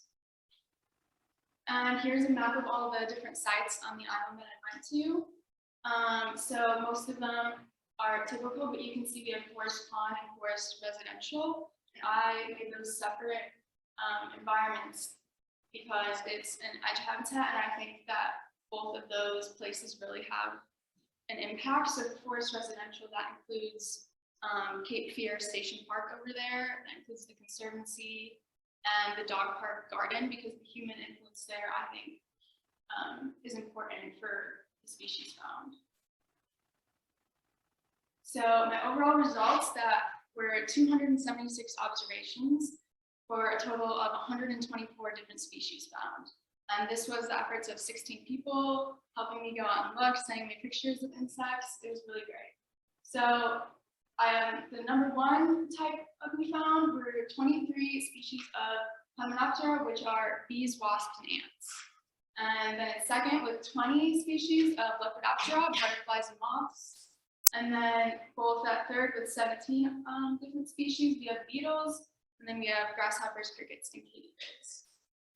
So I found this really interesting to look at and see. And towards the bottom of the list, we have earwigs, bark lice, stick insects with fewer species found. So this map shows the distribution by dot size of how many different species were found per location. So the largest dot is the Conservancy, which makes sense because we live here, so it's an ongoing search. But everywhere else you can see where smaller dots are along Steve Bonnet and golf course aquifers locations, and beach access one is a pretty small dot, but some bigger ones throughout the different forest areas in Camp Mitchell. So this graph shows a breakdown of each site and the number of observations and what order they go into. So as you can see, the Conservancy almost has 70 observations alone, but it's interesting to look at Orthoptera, the brown bar. That is grasshoppers, crickets, and katydids. That's in pretty much every single site. But if you look at Odonata, dark green, which is dragonflies and damselflies, you really only see that at the ponds, the creek access, and Claire's house is not here, but also a pond right there. So it's interesting to see that. That makes sense that the dragonflies and damselflies are near freshwater. And this scatter plot is used to sort of get an idea of how many insects may be out there in the future. So the effort on the bottom is the minutes spent searching times the number of people searching. So we call that effort. And then the y-axis is the number of species found per trip. So each point is a different trip taken. And so this curve is showing that there are still more species to find on Baldhead Island, but it is beginning to reach an asymptote. So these kind of charts for places like the rainforest or the deep ocean, they would just be going up and up and up, not reaching an asymptote yet because there's so much to discover. And the points are coded by the environment type, so you can sort of look at that and see the dark green forest is pretty steady. It's not going directly up, but the golf course right there in purple is going up. So the next part after gathering all this information was to put it in a format that can be used in the future. Like Beth mentioned, there hasn't been a lot done on insects on Baldhead Island. So this is a way to categorize it in a way that hopefully in the future can be used to fill out all this information that is used for other animals on the website and fill it out for insects, and organized in a way that people can use. So I included all my pictures, and so these are butterflies and moths, and they're all categorized like this. And interesting to see, without even really trying, on my searches I found a lot of other creatures, 21 species of spiders, because when I would see other creatures, I'd take pictures of them just because, and 4 species of centipede millipede. So this is just really interesting to me because people could go and look at all other sorts of invertebrates. So what's next? I think it would be cool to incorporate into programs. I'm going to pass this around because these cute little bug holders, the camps have been using, and I know they've been collecting worms and crickets to feed the box turtles, but in here I have a Carolina mantis, and it's a really cute way for the kids to get involved. Future intern projects, like I mentioned, the website organization would be really good, and seasonal insect surveys to see what else is out there and anything that's seasonal migratory. Also spiders, if anybody was interested in that. Everybody knows there's a ton of spiders on the island. And a pollinator garden at the Conservancy would be a really cool idea, especially going along with now that it's a certified wildlife habitat. And for future projects with iNaturalist, Baldhead Island isn't a location you can choose. They have the forest preserve, but not the whole island, including all the roads. So when we do iNaturalist, we have to select Brunswick County. But you can create one, just like you have to make your own map and upload it and get it approved. So that would be something cool, so people could keep using iNaturalist. So overall, 124 different species, and I thought that was really cool. We went to a lot of different environment types, and there's more to discover. And I think going back to those edge habitats are really important, such as the forest pond areas and forest residential. Thank you, everybody. I received so many pictures of insects this summer. It was amazing. I really love this project and love that a lot of other people were interested in it too. Any questions?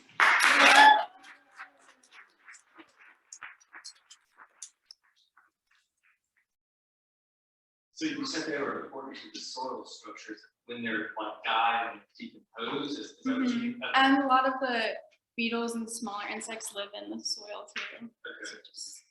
So is it like from like an aeration point of view? Is that what you mean? Yeah. I can make a comment. Every single photo in her photo she took, none of those are stock photos. And I would say she is a really good photographer. She knows.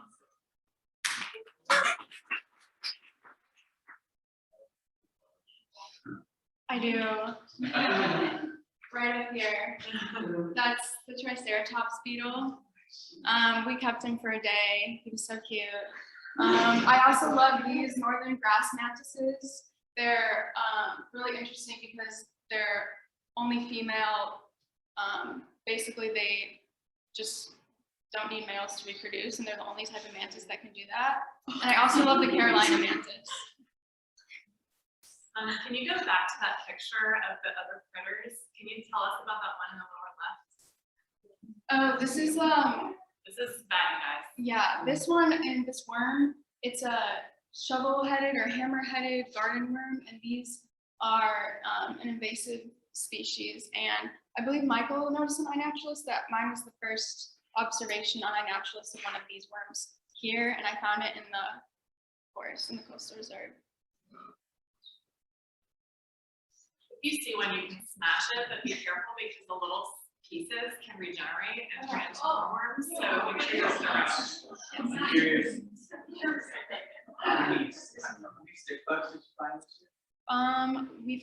I found two kinds, but the most common was the southern two-striped walking stick. I'm surprised that wasn't such a more dominant category because the first 2 summers I was here, it was literally the only insect I saw. Yeah. And like thousands of them. That's true. They were all Yeah. trying out. I mean, nice day, always mating everywhere. I'm very surprised by that. I think I only saw like a few pairs. Literally, I would like jump through the driveway. Just of all these species, do you know what's the longest living species? Because bugs don't live a long I'm really not sure about that. Yeah, some of them have really fast lifespans, like matter of weeks, but I'm sure some of them could be years. I love the milkweed. They're so cool. Put that up there for you.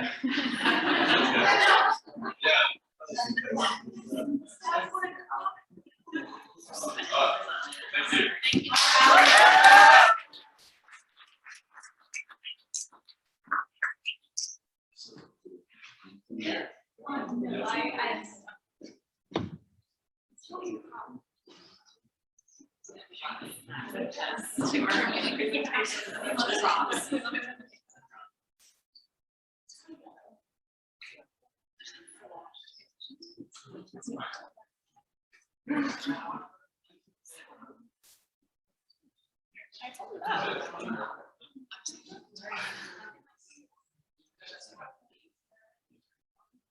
Did you share it with my phone? Emily, did you share it with me? I have it with there it is, that one right there. Perfect. All right. I love my team this summer with Emily Eldridge and Claire Holliday, who's not here, but Claire is our turtle trot queen. So just a shout out to Claire. She really kept us going this summer. And of course, Emily Prinz, who's heading back to Yvonne in a few weeks, whether I like it or not.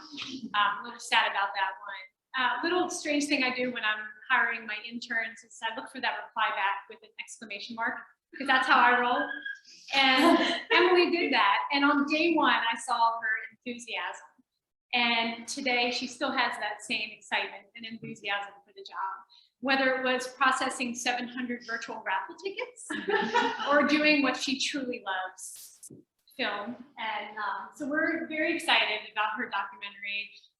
We had such a great team. I'm gonna miss having the Emma Lee, so back then the Emma Lee, which I still love and I'm excited about.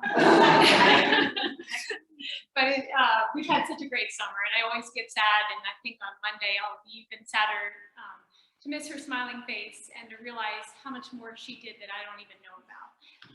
But without further ado, it's her project was A Day in the Life of the Bulkhead Island Conservancy. It's a documentary film by Emily Prinz. All right, thank you so much for that introduction, Melissa. I'm sure I will miss you guys as much as you will miss me. But yeah, so for my project, I created a short documentary called A Day in the Life of the Bulkhead Island Conservancy. So how this presentation is going to work is I'll give a very brief overview of my process, and then we'll actually get to watch the documentary. Very exciting. So first, a little bit about me. So I am a rising junior at Elon University studying cinema and television arts. So I knew going in that I didn't really want to do science research because, first of all, I haven't taken a math class in 4 years. So that'd be a little difficult. But I also knew from my experience doing documentary film and nonfiction video that it can be a really powerful way to help share the experiences of different organizations. So I knew with as amazing of a nonprofit this is, I knew that I wanted to create something that would be able to showcase what we do to the wider world. So I had 3 different goals going into this. First of all, I knew I wanted to make a short documentary, something that could be watched easily in one sitting. I knew that I was aiming for about 10 to 15 minutes,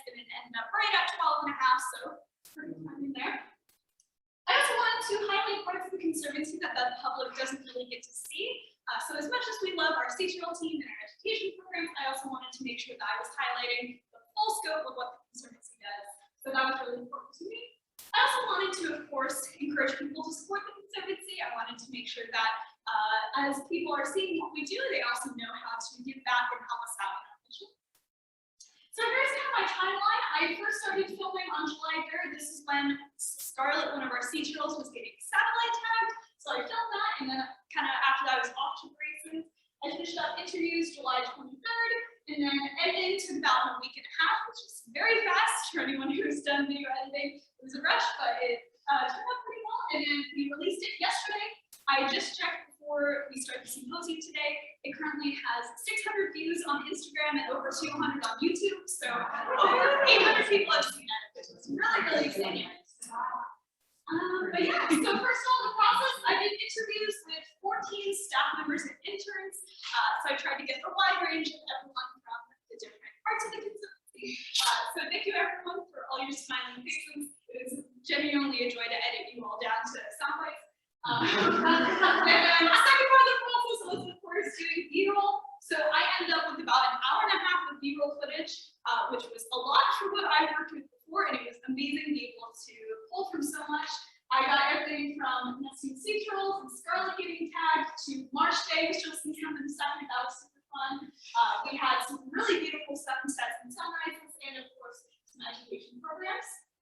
So looking to the future, first of all, we are hoping to get some TVs here in Fleming, also in the smaller classroom, to be able to show this to people coming in. So I'm really excited to see that be able to live on after me. And also the B-roll that I've gathered will be being used in future projects, especially our annual fun video. I'm really excited to see how that moves on. So now a huge thank you to everyone, even if you never appeared in the documentary. The amount of support that I got from this project from every part of the Conservancy was amazing, and I definitely could not have done this without all of you being so enthusiastic about this. So now we're gonna watch.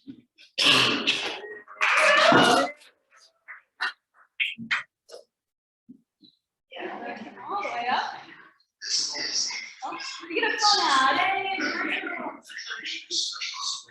Just a preview.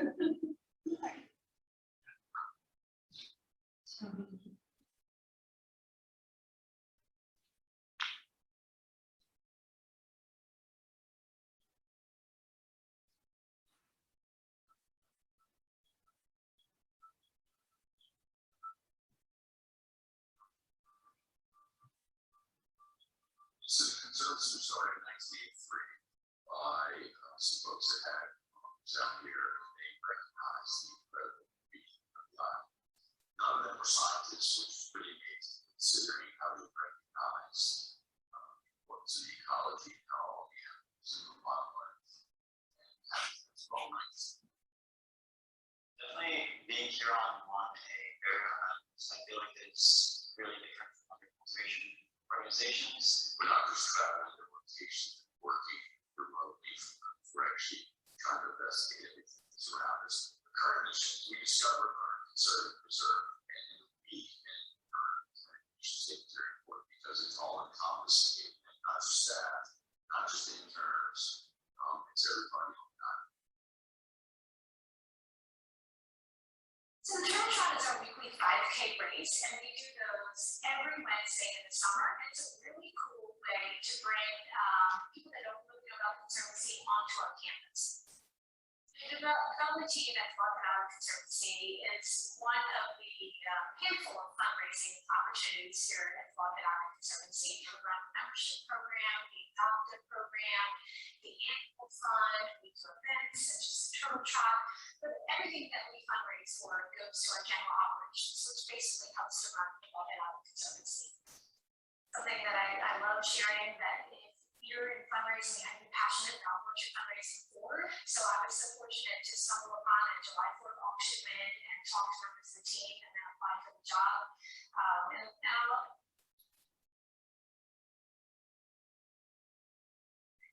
So the goal of Walton Island Conservancy's education department is definitely to have people experience the island, whether it's the first time or their 10th time, maybe experience the nature or something that they haven't seen before. It's a great way to inspire the next generation to save the earth. I think science is really important, but it's also really important to communicate science. I really enjoy especially leading the kids programs because I know that the educators in my life when I was young really made an impact on how I lived, and I want to hope to kind of do the same for kids who come here. Because when you get a 5 or 6 year old really, really excited about nature, that's something that's going to stay with them for a long time, and then maybe they'll be sitting in this chair 10 years from now. No matter how much one person does, they're only one person. So in my eyes, education is taking that one person and multiplying them and helping them spread their impact tenfold.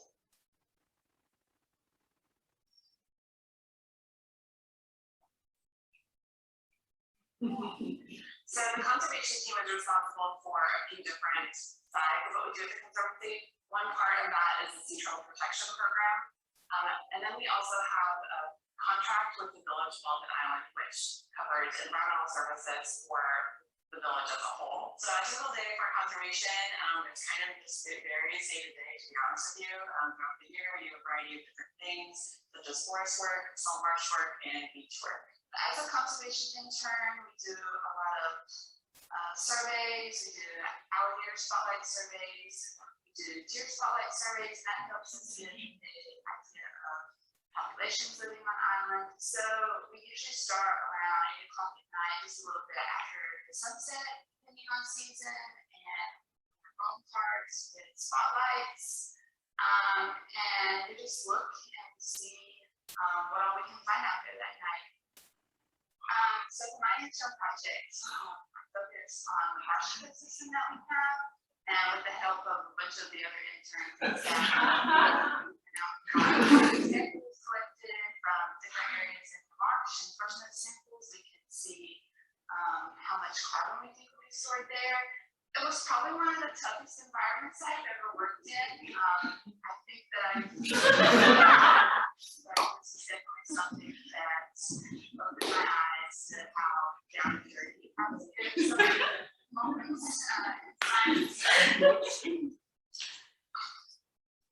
I expected absolutely no one to want to go out with me in the hot, muddy, buggy marsh, but I had 7 people that day who wanted to go out. It was some of their day off.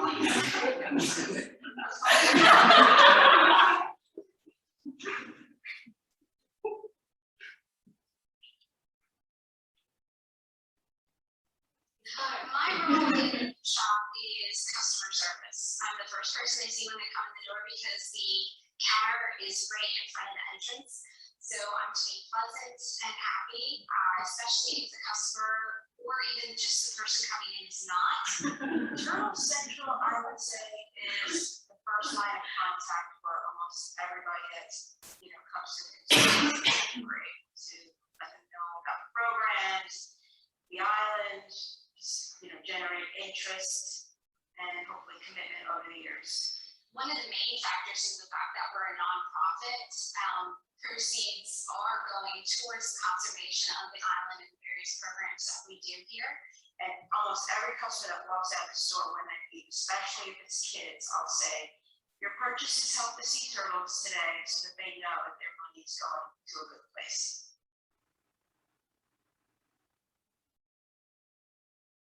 I wish more people knew that there are just so many moving parts to allow the Conservancy to be what we are. Something that we're working on, making sure that more people know about the Conservancy, is that we're so much more than just a sea turtle organization. We do a lot of other science work and a lot of other conservation work, which is really important to the long-term longevity of this island. We do a lot of things that a lot of people really just have no idea about. This is the science projects. We do volunteer efforts, do oyster rehabilitation sites. We do a lot.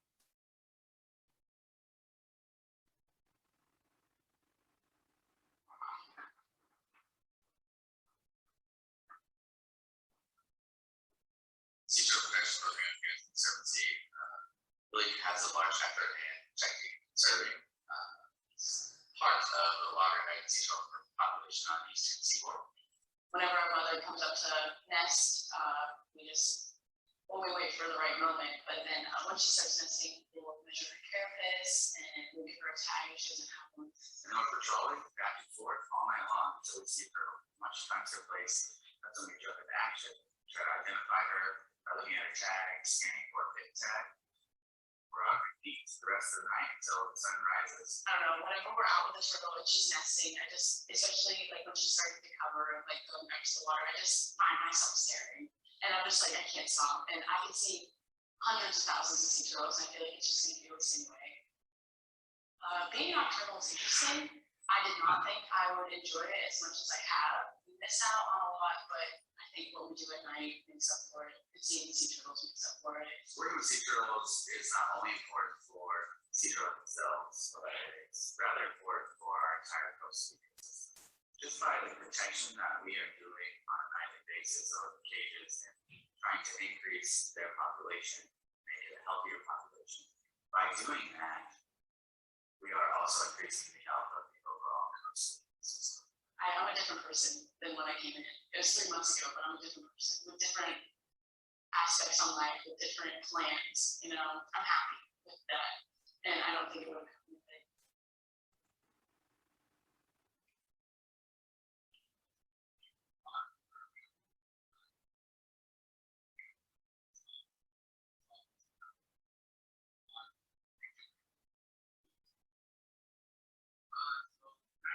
Scarlet, satellite tag, collaboration with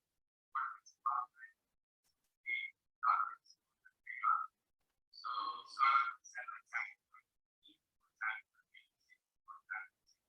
so it's just very important to better understand a lot of information that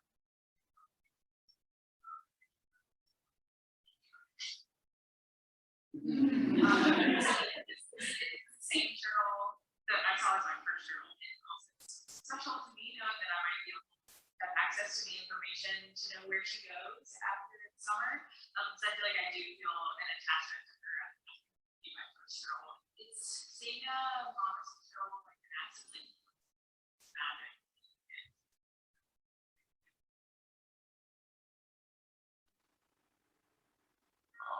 It's so many times people think us for what we do, but I think everybody for the story, if we can't do what we do without people that implement works. That's really what's so valuable. It's not just keep doing what we're doing, but to do it better for the future. So I think it's really important to support the Conservancy, especially for people who love Bulkhead Islands, because we are so instrumental in a variety of different things that we help protect here on the island. You can always volunteer with us or you can become an intern here at the Conservancy. And that's one way to get hands-on and help us like directly. And we can reach an audience of all generations, which is really awesome. Which has inspired the next generation as well. This is a wonderful organization. It has truly dedicated people. And we are going to do our darndest to do right. And everything done here is done with such love and such passion and such enthusiasm for the environment that I think it's one of the best places you could support.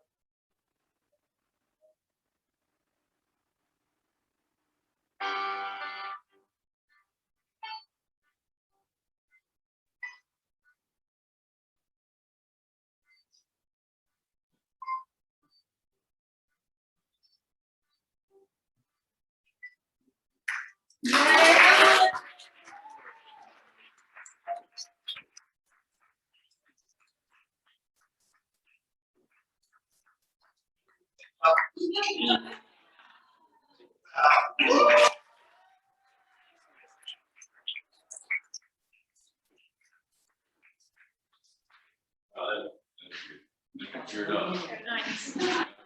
That was special. Any questions for Emily? Oh, yeah. Yeah. I have a question. Yeah. Do you have a favorite, like a highlight of something you documented? Ooh, so much. It felt like every day I was going out to B-roll where it was like, wow, this is a once in a lifetime I think my favorite shot from the first scene is the opening with on the UTV with the sunrise is beautiful, but I think getting to film Scarlett so close, I'm like this is something I'm never gonna be able to do again. So that was really special. But yeah, no, honestly, everyone helping out, letting me come along with the programs or coming along with the mutual team, I really appreciated it. It was so wonderful to be able to capture everything and turn it into something like this. Yeah. Did you need any special equipment for the nighttime footage? No, honestly, everything that I did at night, that was on my phone for the most part. I have a phone stabilizer that I use, but that was about it. And then all the interviews were on the Sony camera that was graciously donated to us by Car Rice. And a couple of other things were filmed on that camera. For the most part, I wanted to be mobile and not too intrusive, so just using my phone and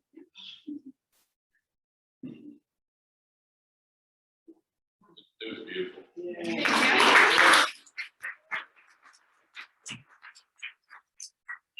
I don't know what to say. I mean, that was awesome.